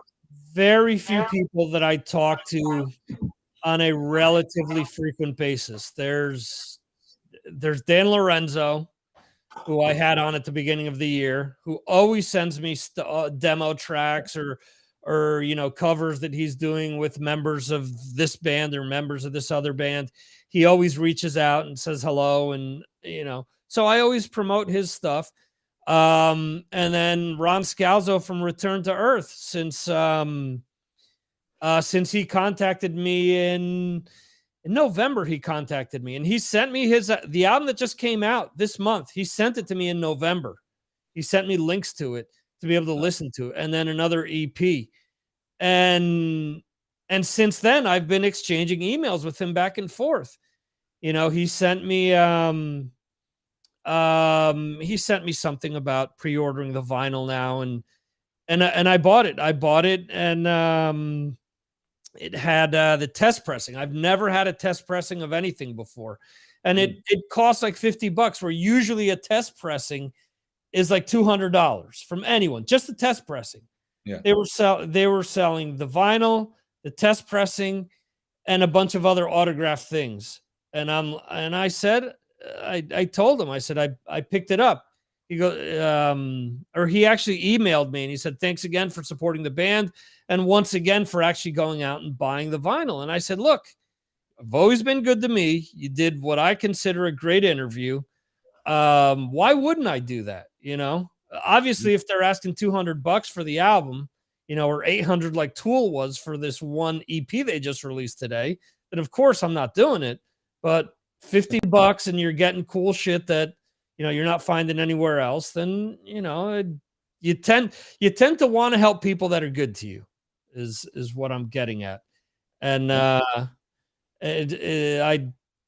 he asked me, he said, well, you're not shipping it to Spain. I said, no, it costs $80 to ship to Spain. I go, I'm shipping it to my brother's house. He's like, oh, okay. Tell your brother to keep it warm for you then. I go, well, I don't exactly want him to sit on it like it's an egg, but you know, I get what you're saying. So, Hands on your nephew got his hands on it, started opening it. oh, did he? Yeah. Oh, Yeah, you figure with Art being the king of logistics, he should be able to figure out how to get all this stuff to you and without it costing an arm and a leg. well, I don't think he sets the gas and tariff prices and all of these things. And plus the country that I reside in, just to give you an example, is the only country that, even though the UK has a treaty right now with the rest of Europe, so that if you purchase something that's less than 100 and more or less $200, you don't have to pay anything extra for it. Not Spain. If it's more than $22, you have to pay taxes and import fees and all this. So, Well, I'm hoping I still get to come see you in October because my July trip to Sweden got canceled because of Oh, the did war. it? Yeah. Oh, okay. So I don't know. Hopefully coming to your part of the world will be not a big deal come October. Well, let's hope so. Yeah, fingers crossed, man. Let's hope all that stuff settles down soon. But I don't know. Yeah. Well, Sooner the sooner the better. absolutely. Yeah. Agreed. Just to bring you up to speed, we talked about the pandemic. So we went pandemic to war to now we currently have, which is what I kind of mentioned before, we have a truckers strike here in Spain. No. Yeah. So as of Monday, almost anything you could want to purchase, if it's not available in the stores, will not be getting sent to stores. It's a transportation strike. Yeah. Transportation strike. Oh man, that's awful. Yeah. So Oh, sorry. so one thing after the other, but we'll live. Yeah. Yeah, it's a tough one. I could, if you have another 40 minutes, I could go on that one. Now we'd lose another patron if that happened. I don't think we have any more. You ever see Bugs Bunny? There's the I Want an Easter Egg episode. Probably. There's the kid that keeps freaking out, throwing temper tantrums because he wants an Easter egg and he can't get it. Yeah. And so he ends up beating Elmer Fudd in the head with a 2x4. He keeps, I want an Easter egg. I want an Easter egg. I want an Easter egg. So I don't think we have any of those left anymore. So I thought you were going to mention the gentleman that's at I believe it's a clothing store. I found this one on YouTube, of course, and he's singing "I've Got No More Fucks to Give." No. That used to be, actually, we used to cue that song at my old place when things were let's just say amazing at the time. So yeah. There you go. Maybe we need to start a swear jar here on Signals from Mars. Yeah, I don't need to go any broker. Well, no, you'd be exempt. I mean, this is your show. So, but anybody else that's a guest on here, every time they swear, they'd We have just got to get you a deal on Spotify. a Who euro. are we in talking to over there? Spotify. Yeah.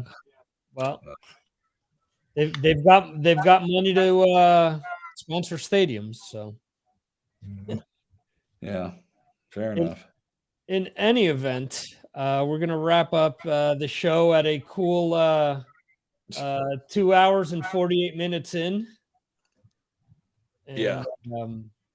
I want to thank Brad. I want to thank my brother for coming on, and I want to thank Fury for being on at the start of the show. And I want to thank everyone who was in the chat, from Jose to his kids to Gabriel in Miami for joining us for the first time. We had Jeremy, who much like my brother did a wardrobe change, he said. So he went from Yeah, the tough guy stories kind of didn't match my pink shirt. So hey, I'm sure there are some tough guys out there that wear pink. Who knows? I'm sure. Listen, the color doesn't define me. I'm comfortable in my shoes and my colors. There you go. Art, it was an honor to share some screen time with you. Likewise, Brad. Likewise. Always a pleasure. Thank you for your insight on what you do. Oh, thank you. I'm going to call it a logistical dream. There you go. So on that note, folks. Yeah. So hang on. How about a future topic of albums and or songs related to transportation or trucks? Ooh, Cars, there's all sorts of songs. But okay. Well, can we exclude Grateful Dead songs? Oh, trucking. Yeah. Only if I can include Fish songs. Depends. If it's the former lead singer of Marillion or if it's the band from Vermont. One is F, Oh. one is CH. I will come on here and start talking about Fleetwood Mac to you. Well, then you will. I can easily ban the IP, and there will be no issue. So those threats have easy solutions. I actually enjoyed you keeping a serious face when somebody from Fury said actually mentioned Fleetwood Mac. I said, oh, I almost made a Mick Fleetwood electric drum kit reference when I said that, but my fingers were too slow. I was still typing. I when he mentioned Fleetwood Mac, all I could think of was one of my last conversations with Mark, where he was saying he was going to go see the Eagles live, and he said, "You like Eagles, don't you?" I said, "Nope." Oh, okay. No. You should have just said, "I like Joe Walsh, who happens to be from New Jersey." Yeah. Wow. Ooh, there you go. There's a hot tip. All right, gentlemen, good night. Thank you very much. Really appreciate you having me on. Great conversation. I can't believe we've been at this almost 3 hours. It's really gone by real quick. Why and how you don't have any more viewership, I don't know, but it's because of me. Yeah. Okay. All right. Sure. I doubt that. I doubt that very much. We have to find a very much unbridled forum where you could actually take some of the people that are reluctant to give you the time of day and just at some point, I don't know, make it like if you hit the lottery and just let's do a New Jersey job on them. We could have done that, but the problem is the fuckers from Patreon, basically they're finally going to set up free memberships and like discounted memberships, where when Mark's Patreon was going out, I could have offered everyone that was there a free membership. I could have offered 60 some odd people a free membership, who out of those 60, probably the majority would have stayed. But yeah, there's already a guy called, I believe it's Angry Vic. I believe he is at least from the tri-state area. If he's not from Jersey, he's at least from Long Island or New York or somewhere close to us. And Long Island. Okay. Yeah. So I find him extremely funny in a twisted, angry way. Anyway, good night, guys. Thanks again. Thank you, guys. Thanks everyone who everybody stayed with us till the end here. Much appreciated, and we will see you on Tuesday, Trivia Tuesday, for the idea is to put questions together based on 1982 music. So we'll see. Ooh. Pull that off. And next week, next Friday, 1982, be there. That's it. All right, guys. Great year. All right. Good night. Bye. Okay. Cheers, everybody.